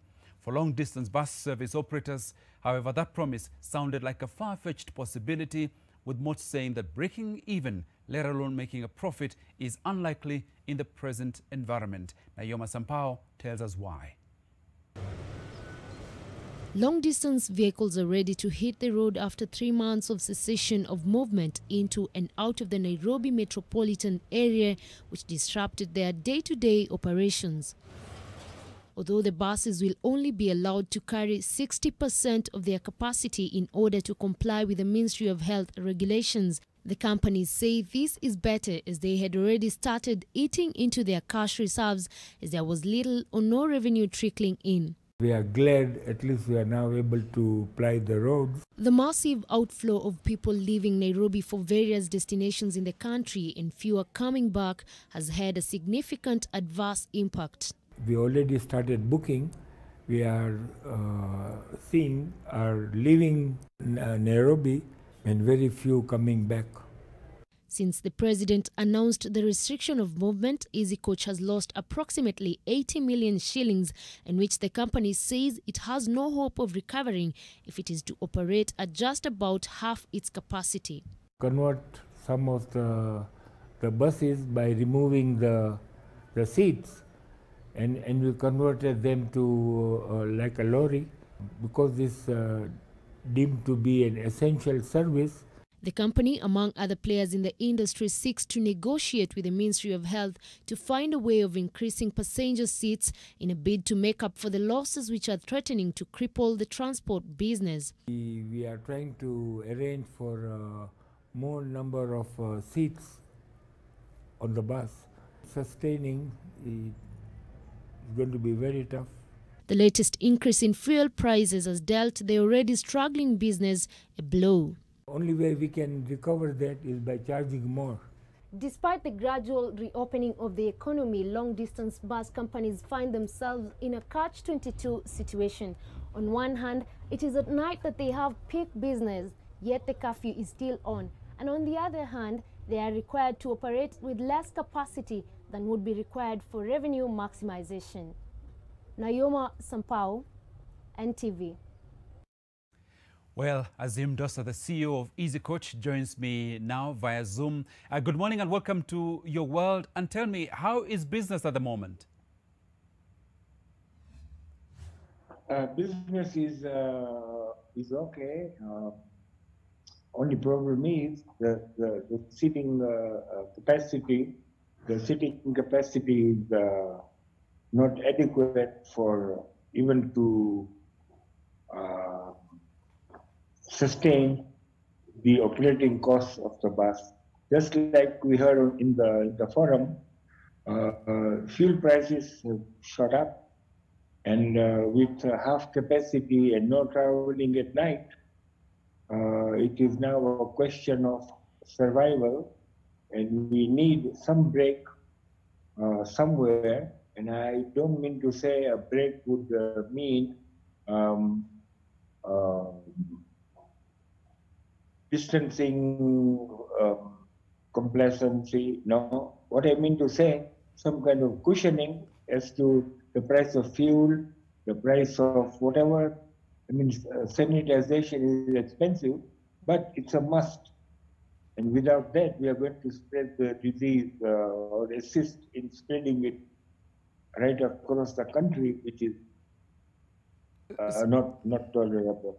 So if we take one of your buses, for example, how many people are you able to carry at the moment compared to before the pandemic?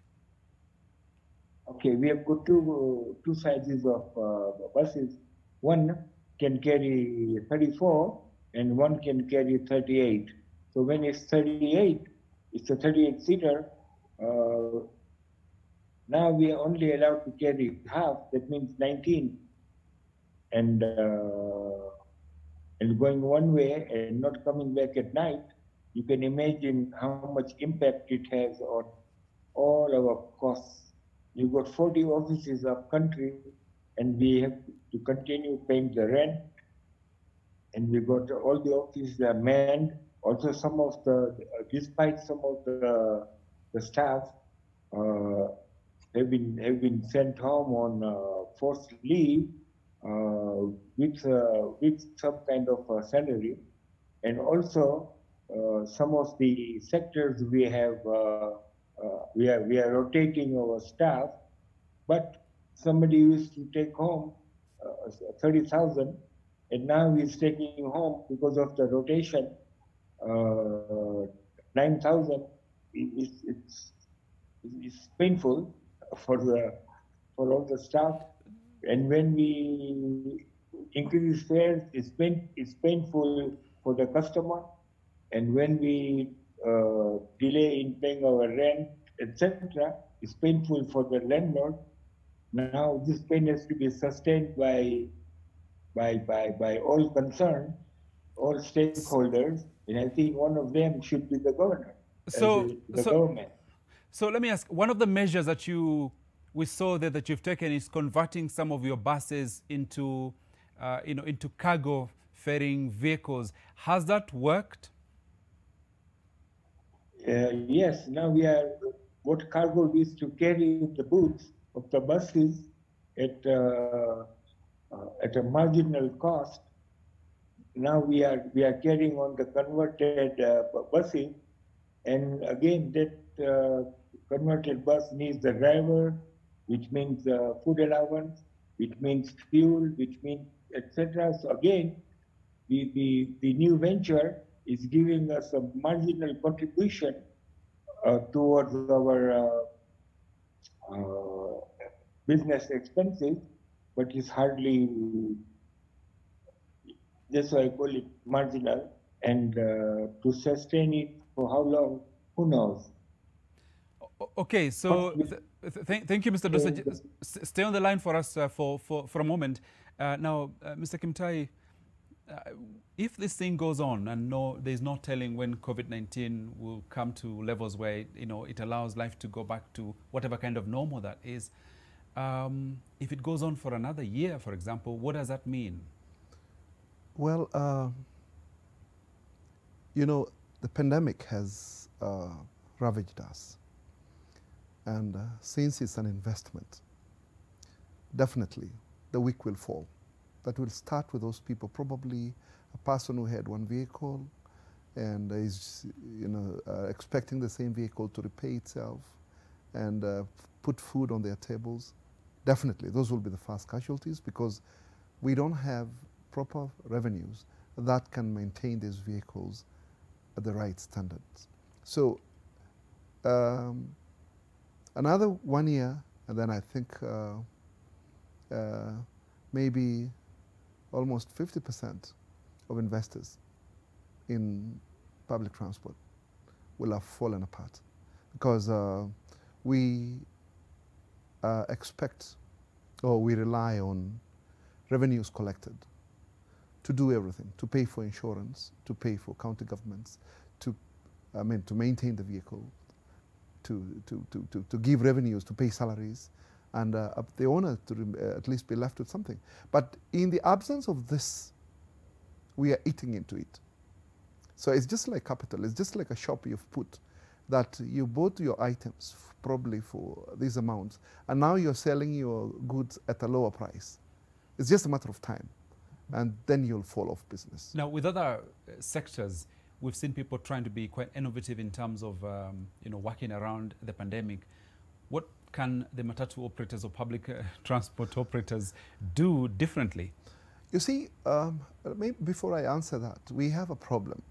Youths mostly who are doing some odd jobs have now, they've emerged in every area of passengers being loaded. You'll find that up country now, we'd never had touts.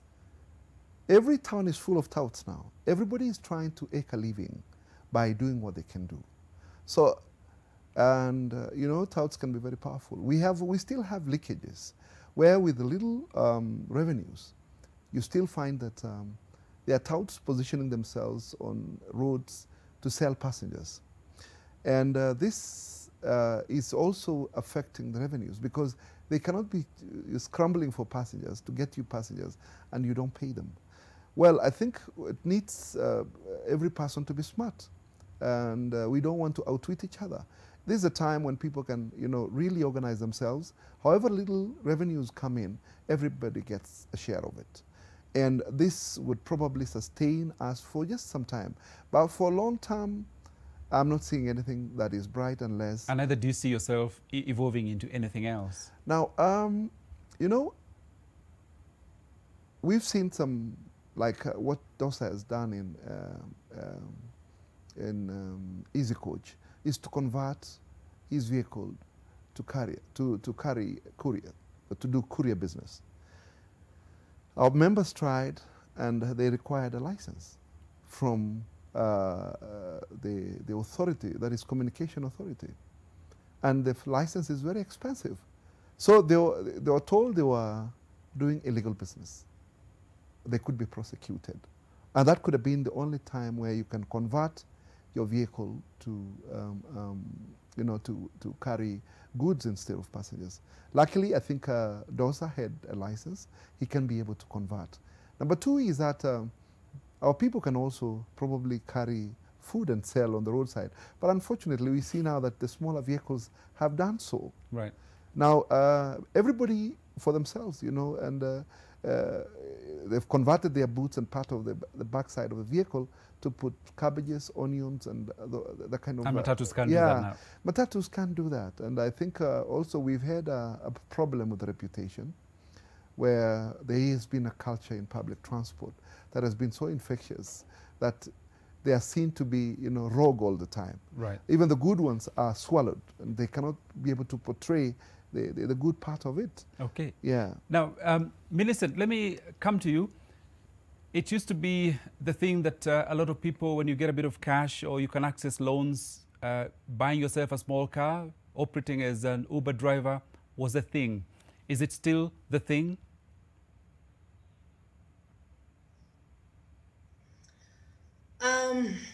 I don't think it's still the thing, because, for you to be able to buy probably a new car that fits the description of getting into Uber or Bolt, it has to be a new car.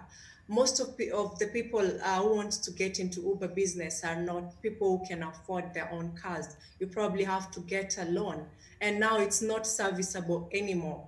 So, people right now, like for instance, myself, I'm still contemplating am I going to renew even the insurance itself, leave alone buying a new car. So it's a tough thing to do right now.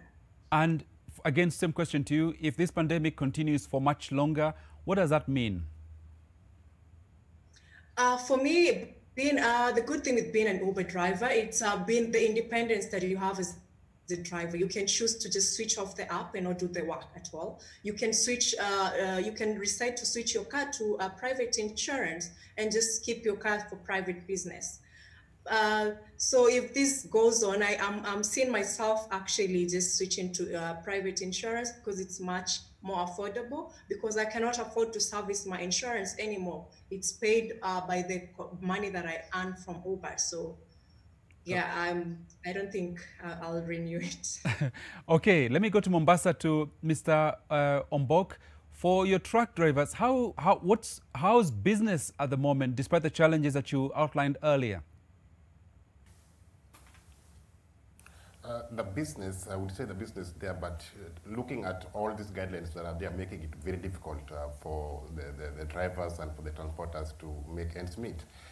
We have got several requirements, you know, trackers. Let me tell you actually what happens.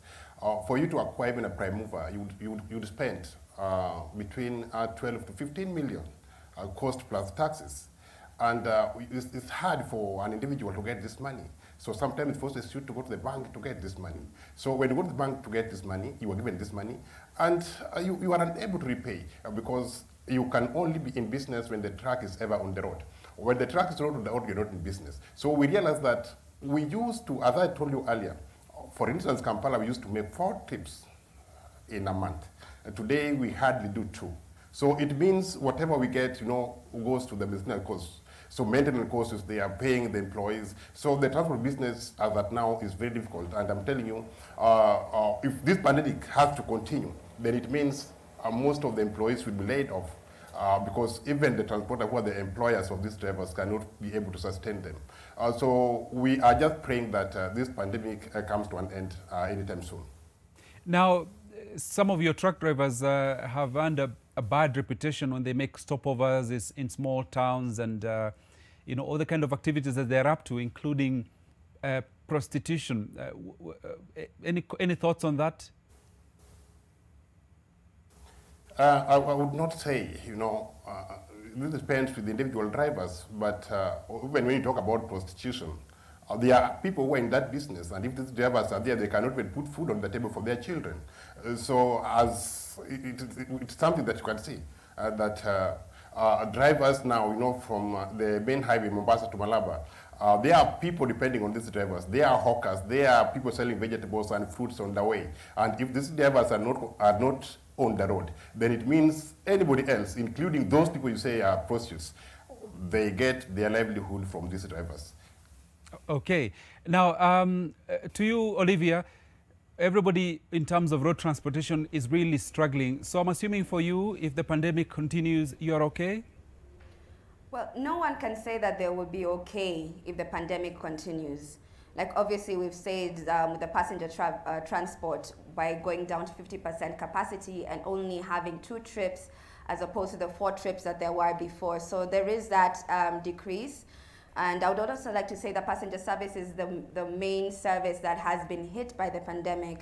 For instance, in the first half of this year, the first quarter, we had a decrease of 5.6% in terms of passenger numbers in comparison to the same period last year.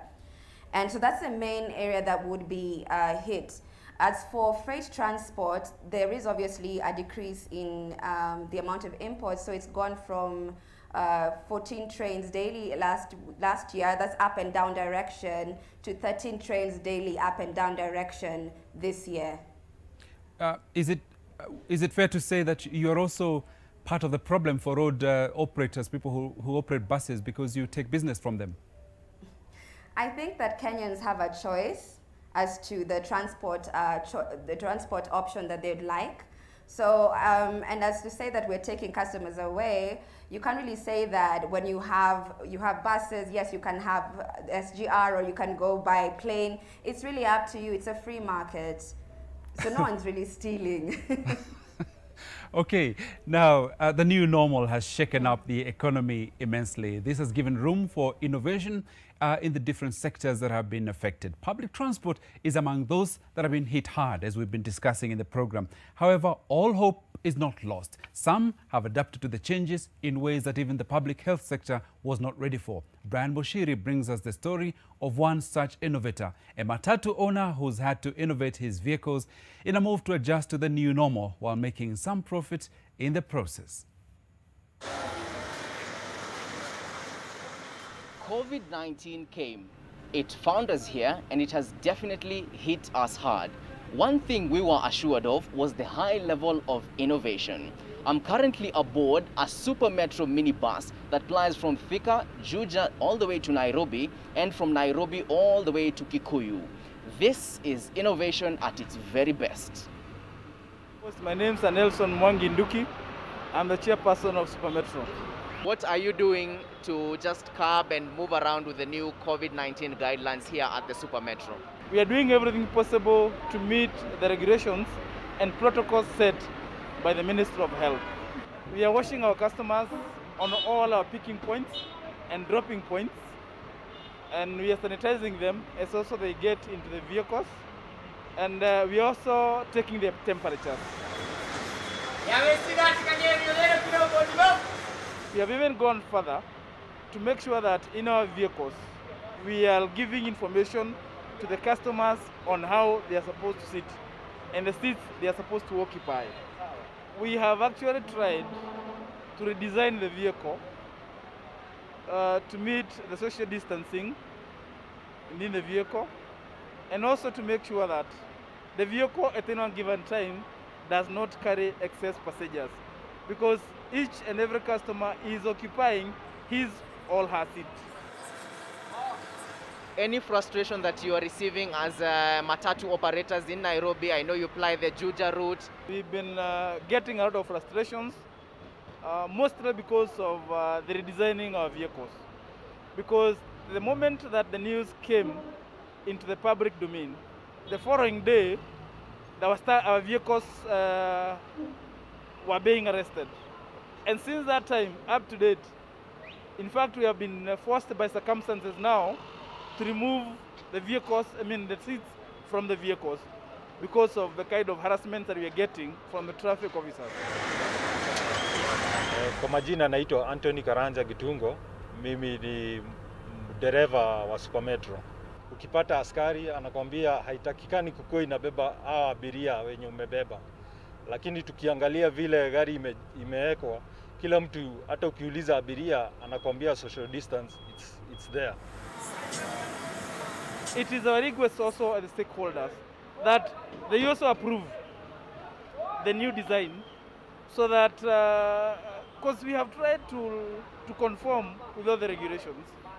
So, and I think it's a win-win situation for all of us, the customers, the investor, and also the government. So we are kindly requesting the government and the authorities to approve the new arrangement. For NTV Your World, I'm Brian Mushiri.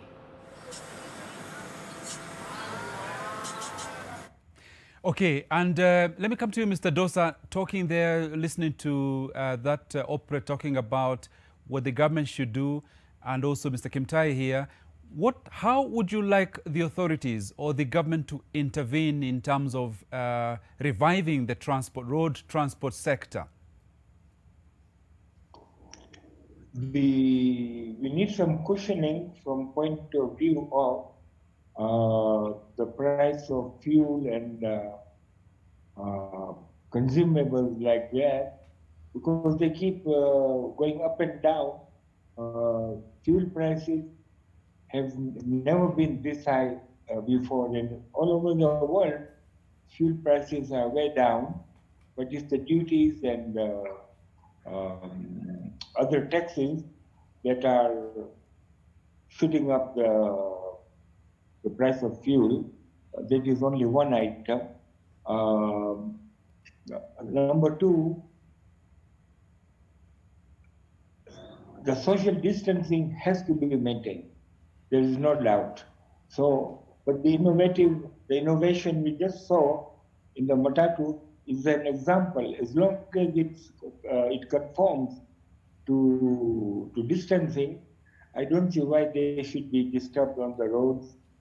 And we were the first one to produce the prototype by removing some of the seats, and we are still awaiting approval. And it's not that I'm blaming anybody for not approving. The main thing is if it conforms, then I don't see why we won't get the approval. And we have to. I don't want any rules and regulations bent just for me or for whoever else is trying. It has to be legit. In the meantime, we are in partnership with an organization called Nurse in Hand.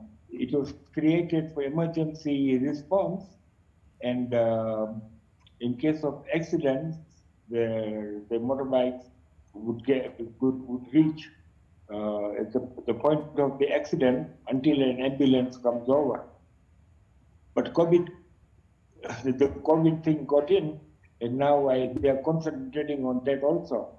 So they plan to erect these clinics at certain intervals on the major highways, and I think it's a very good idea, and we are partnering them, and so that if anybody appears, or the driver or a customer appears a bit shaky or whatever on the road, it stops in the clinic, and the person is offloaded, checked, and then he can always come on the next vehicle if he is negative.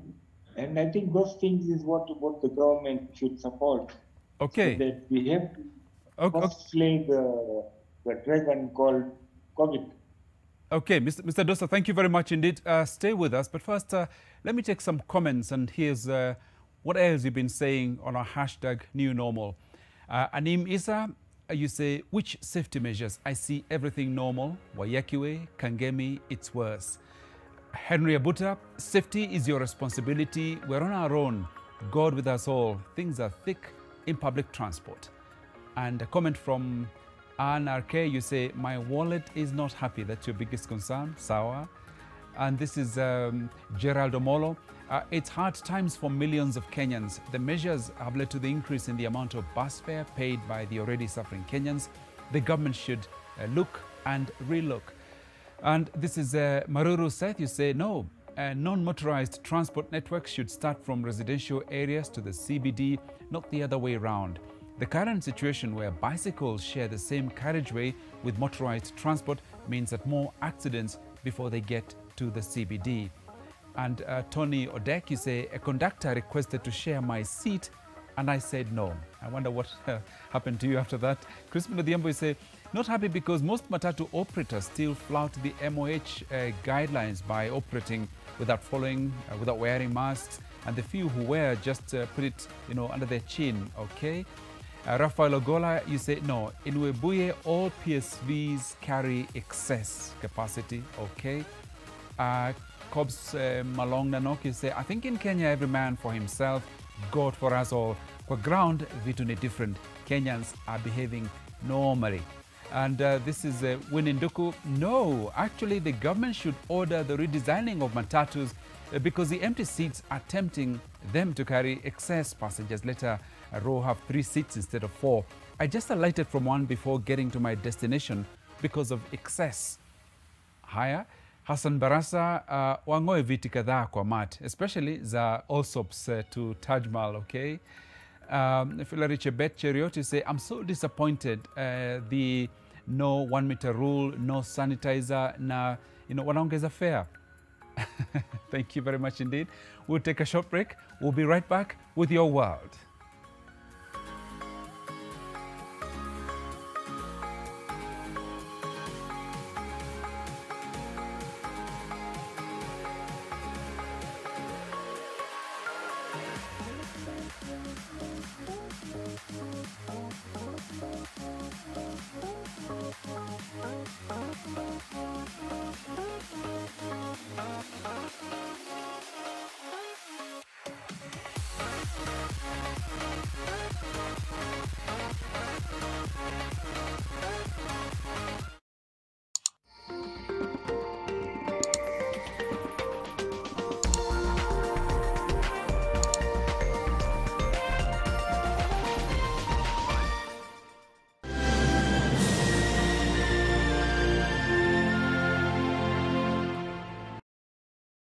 various institutions have reported over 800 million units of unclaimed shares among other assets. To find out if you are an owner or beneficiary, dial *361# or visit www.ufaa.go.ke.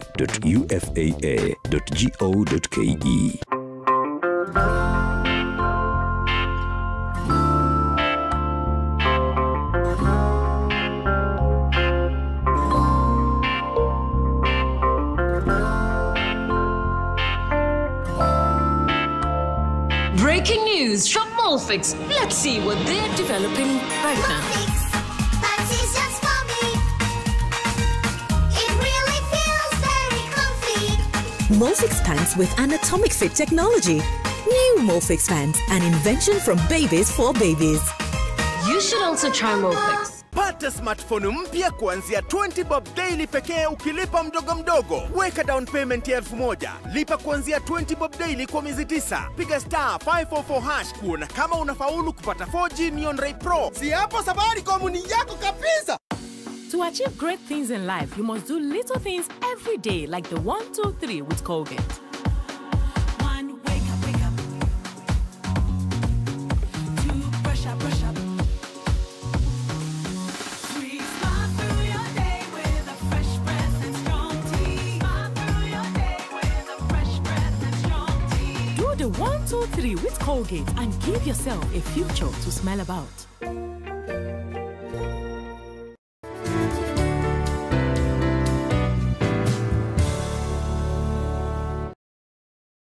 When we moved from analog to digital, we took the opportunity to share our talanta. And the rise of local radio represented our voices mtaani. New ICT and educational platforms are going to make sure that no one is left behind. Communications Authority of Kenya, opening your world.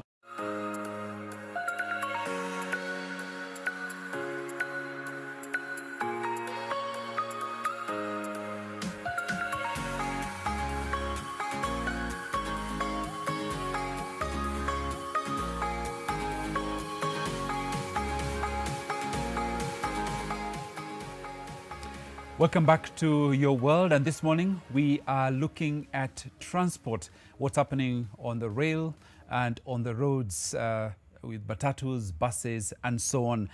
And with me in the studio is people who know that sector really well. Simon Kimtai, who's the chair of the Matatu Owners Association, with me here in the studio. We also have Dennis Ombok, who's the CEO of the Kenya Transporters Association, who joins us from our Mombasa studio. And we are also joined by Millicent Ntinyari, who is an Uber driver, and Olivia Mengich, who is the Deputy Manager, Corporate Culture, Afristar Limited, telling us about rail transport, and Azim Dosa, who's the CEO of Easy Coach. But first, let's pause Your World for a moment to catch up with what's going on in the other world. Philippine authorities set up checkpoints, cancel domestic flights and order millions of people to stay home again as it reimposes stricter quarantine restrictions in Manila and its surrounding areas amid rising spread of the coronavirus. Police check IDs at multiple checkpoints and the Manila airport is left nearly empty, with some passengers left stranded.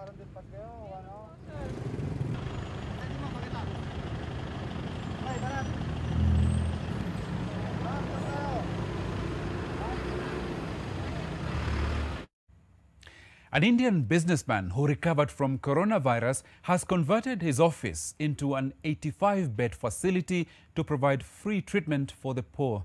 Looking at the number of virus cases in Surat, he said, "I felt that I can donate the space for poor people with the coronavirus to get treated for free," says Kadar Sheikh, without any discrimination to caste, creed or religion. "We've given this place to support the Surat Municipal Corporation. This facility has been converted with the guidance of government officials. Surat Municipal Corporation will employ its staff and run the place to treat the poor for free."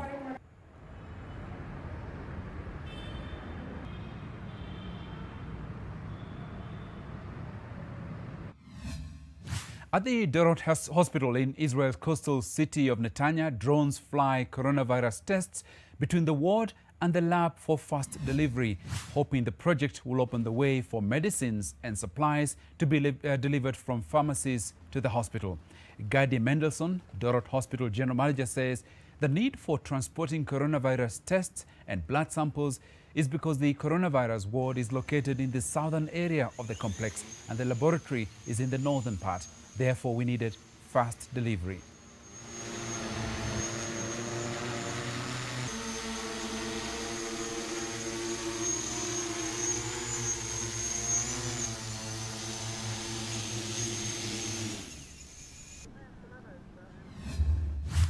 Okay, drone sio za kupiga picha peke yake. Now, COVID-19 has been bad for many businesses, but it's put the wind into the sails of electric bike makers as people avoid public transport. Demand has exploded, says Adrian Roos, CEO of Cowboy, a Brussels e-bike startup. The Agnelli family, a stakeholder in Ferrari, is kicking in an undisclosed sum to help Cowboy expand its sales across Europe. Unfortunately, with the crisis, people have become afraid of public transport and have turned to private transport, especially electric bicycles. And so we've seen a real spike, a real explosion in demand. Between January and May and June, our sales increased threefold. Demand really tripled in 6 months.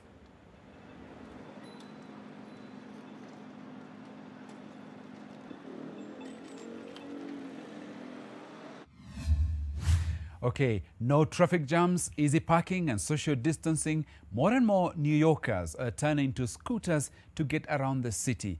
Well, you avoid people contact. You don't have to sit in an Uber with somebody, says Alan Talidia, who started riding a scooter during the pandemic. Retailers such as Chris Benson have noticed an uptick in sales. There was a big boom from the end of April up to now, even on a daily basis. Benson says, but many inexperienced riders using rental scooters have been involved in accidents, sometimes fatal. This week, the company reveals had to pause its services in New York City following the deaths of 2 riders. You have to find a little spot. About end of April is when I really noticed something's going on here. A lot of people were coming in and purchasing. A lot of people were coming in and doing service as well. And there was a big boom from the end of April up to now, even on a daily basis. A lot of the manufacturers didn't expect this type of boom, so they weren't able to project that their sales would be this high. And I'm lucky if I can get 20 scooters every week. I actually decided a few months ago during all this craziness to start riding the scooter. It's a lot easier to get around, and it's a lot more convenient for me. Is there a way we can take this out? Instead of filling up my car $50 a week, I spend $3 a week on the scooter. And like I said, you avoid people, contact. Gotta sit in the Uber with somebody, train, bus, so it's better. They're not aware, you know, people are very unconscious of how they ride. You need a class, a safety class, because they just get on and they go, you know. They riding it like it's a bicycle. And even people on bicycles don't ride right, you know.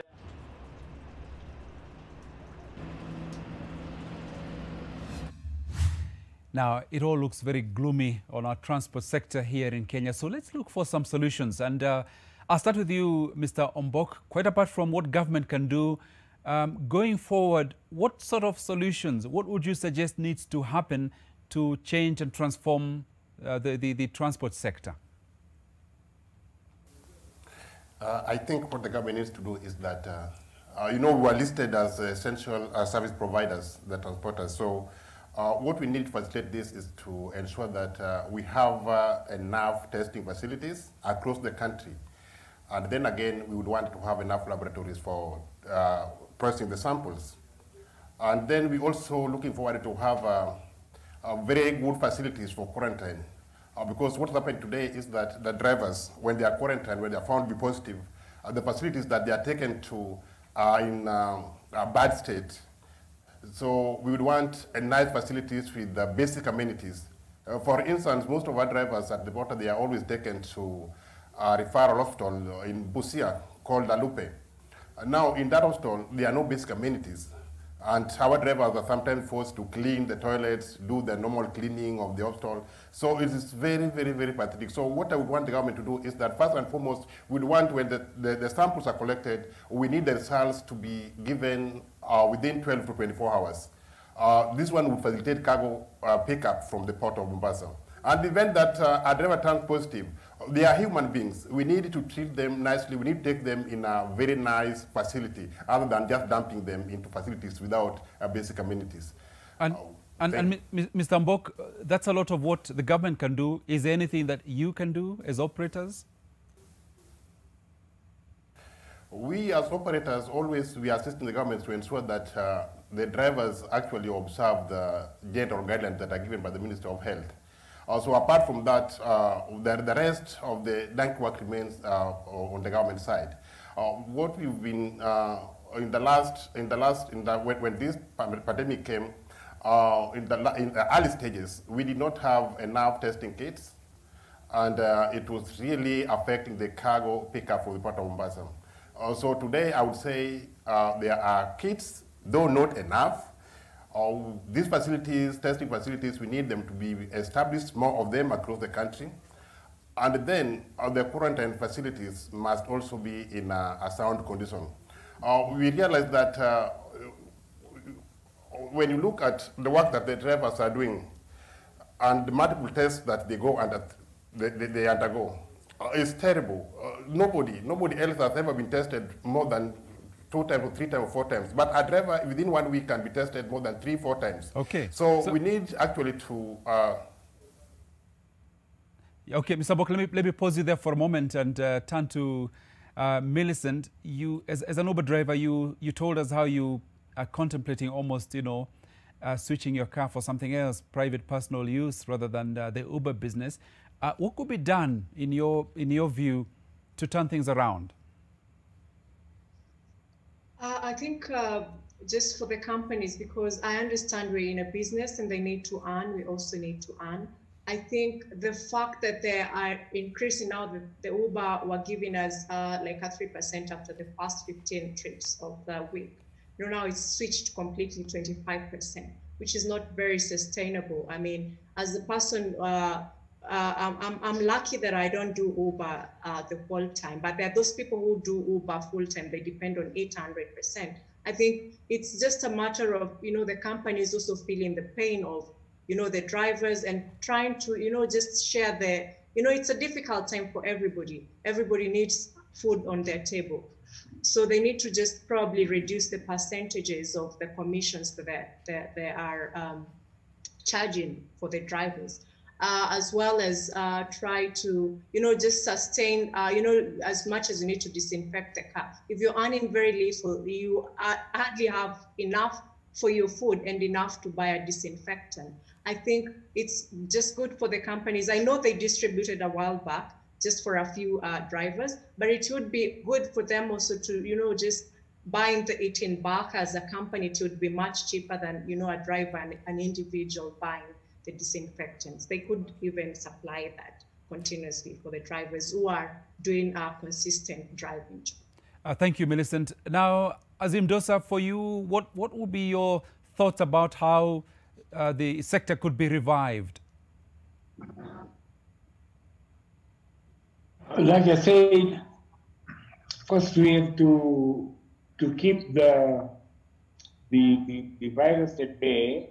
And the only way we know at the moment is sanitization, hand washing, all the health issues, which we have to conform with.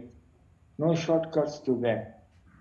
And like we heard from the trucking sector, quarantine, where they should get some stakeholders to have something decent. Right now, some of the pictures that we see, they are not so healthy looking, but then there are so many trucks and so many people trying to use that. We need the government or some other organizations to chip in, and after all, we are all together. Like we said, finally the investor, the customer, the staff, without employment, I would not tolerate my staff to not have food on the table, not only mine, any person not having food on the table is something that we cannot accept. In the meantime, we have to all chip in together. Now, last week, we had to get the license for the bus and the driver to be able to go up country, and that license is the health license, and it costs money to get the license, and it's got to be renewed every 1 month. I'm sure somebody or the other somewhere will try a shortcut, and there you go. We are back to square one. Okay. And if things are affordable and you need assistance and support, then I think we can be together. Okay, Mr. Dosa, thank you. Mr. Kimutai, what are your thoughts? We've talked a lot about what government needs to be done. We've seen some matatu operators who are becoming a bit more creative and, redesigning their vehicles internally to survive. Maybe more of that is needed? Well, Dosa has put up a recommendation. He's talked of cushioning. He didn't elaborate on the same, but I would elaborate that the government needs to give subsidies in many forms. If today the government decided to zero rate on taxes on fuel for public transport, this would be an area where this benefit can be passed to passengers. And this can be done. It's not rocket science. And there are ways that they can do it with the oil companies. The other issue is county governments have got a role to play.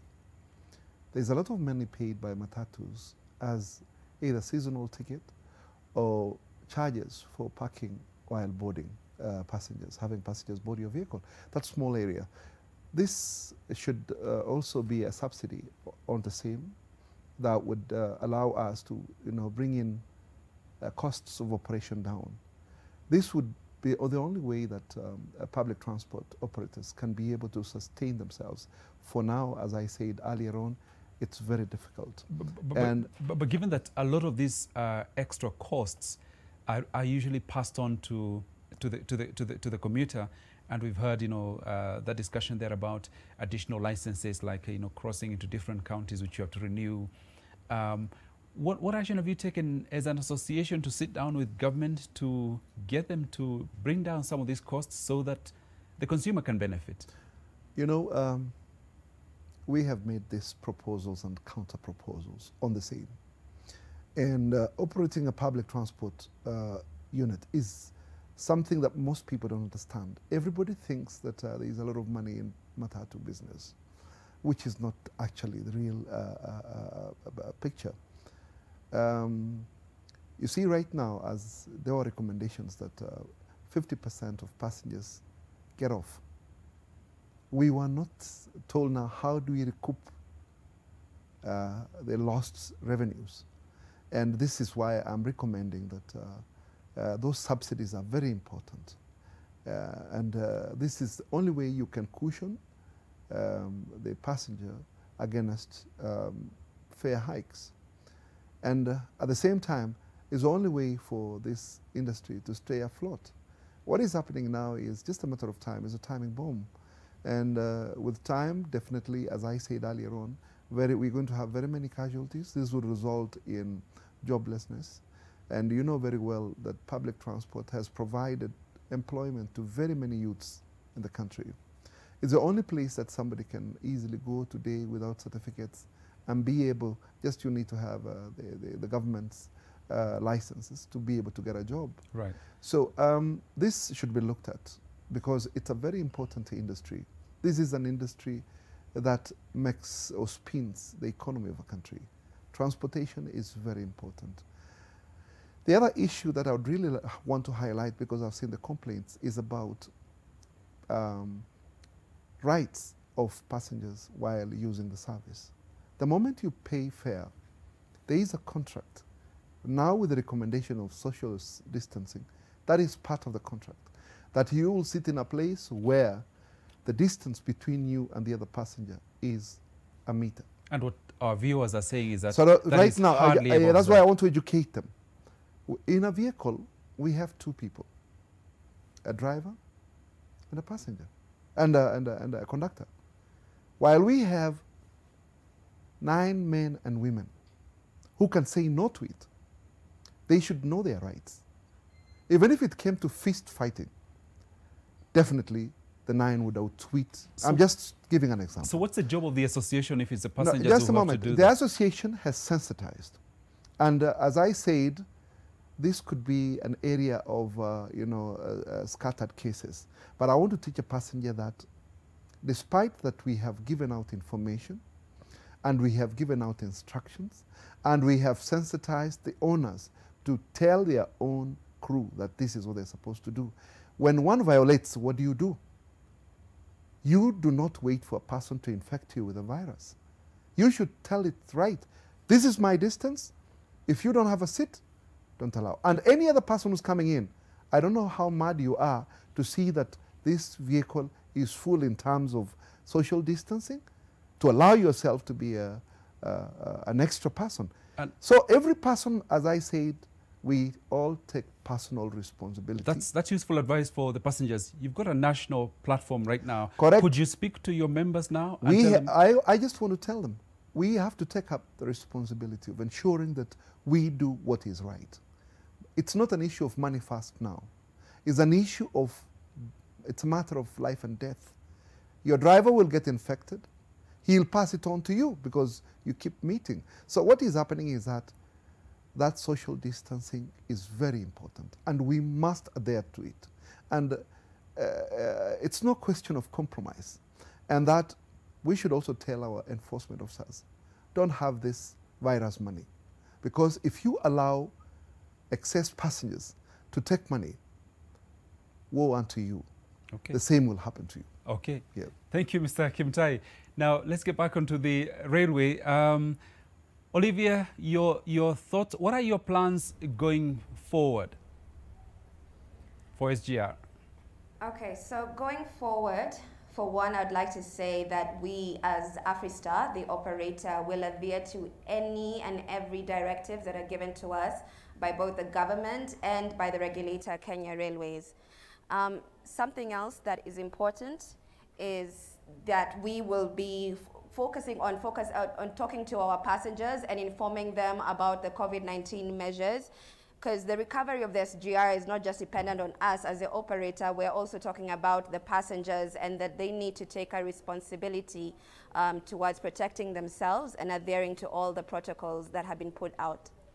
Okay, the quick one. Is it still the case that I cannot bring my food on board a train? Yes, that is still the case. That is still the case. What if I don't like what you serve? Can't I bring my ugali and skuma? What's wrong with that? We're currently not serving anything on the train. It's a long journey from Nairobi to Mombasa without anything to eat. The truth is we have to focus on the prevention measures, the COVID-19 prevention measures, more than we have to care about the comfort. Okay. Millicent, your final thoughts as we close. We're out of time with our show. Your closing remarks, any quick thought?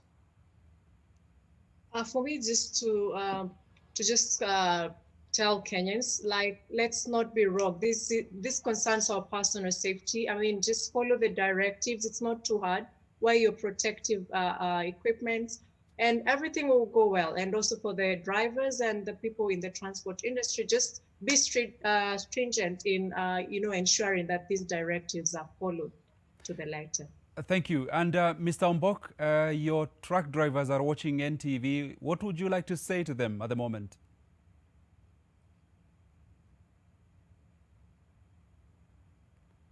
Sorry, we seem to have lost you. And maybe a quick, maybe a few seconds for you, Azim Dosa, very briefly in 10 seconds. Final thoughts. Fine. I think Simon speaks for us that we are all transporting human cargo, and we have to conform with the government, whether it's within town or it's on the highways.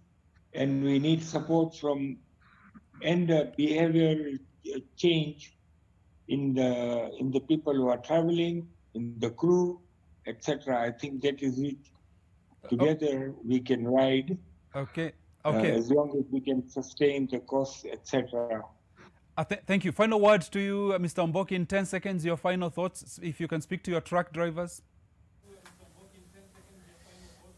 My thoughts would just go to the government. I would want a situation where, just like the government gave the tourism sector some incentives, why not to transporters? We also need certain incentives. Again, the government to have enough laboratories to process the samples so that we get our results in time, to enable us, pick up cargo in good time. Okay. Thank you. Thank you very much indeed, Mr. Dennis Ombok, who is the CEO, Kenya Transporters Association. We were also joined here in the studio by Simon Kimutai, chairman of the Matatu Owners Association. We were also speaking to Millicent Ntinyere, who's an Uber driver, as well as Olivia Mengich, who's a deputy manager, corporate culture at Afristar Limited. That's all we have time for, but we're back tomorrow to look at film, the film industry, and COVID-19. That's here on NTV, starting obviously with our workout session at 6:30 a.m. to 7 a.m. when we then take over with film and COVID. On behalf of everyone here, thank you so much for watching.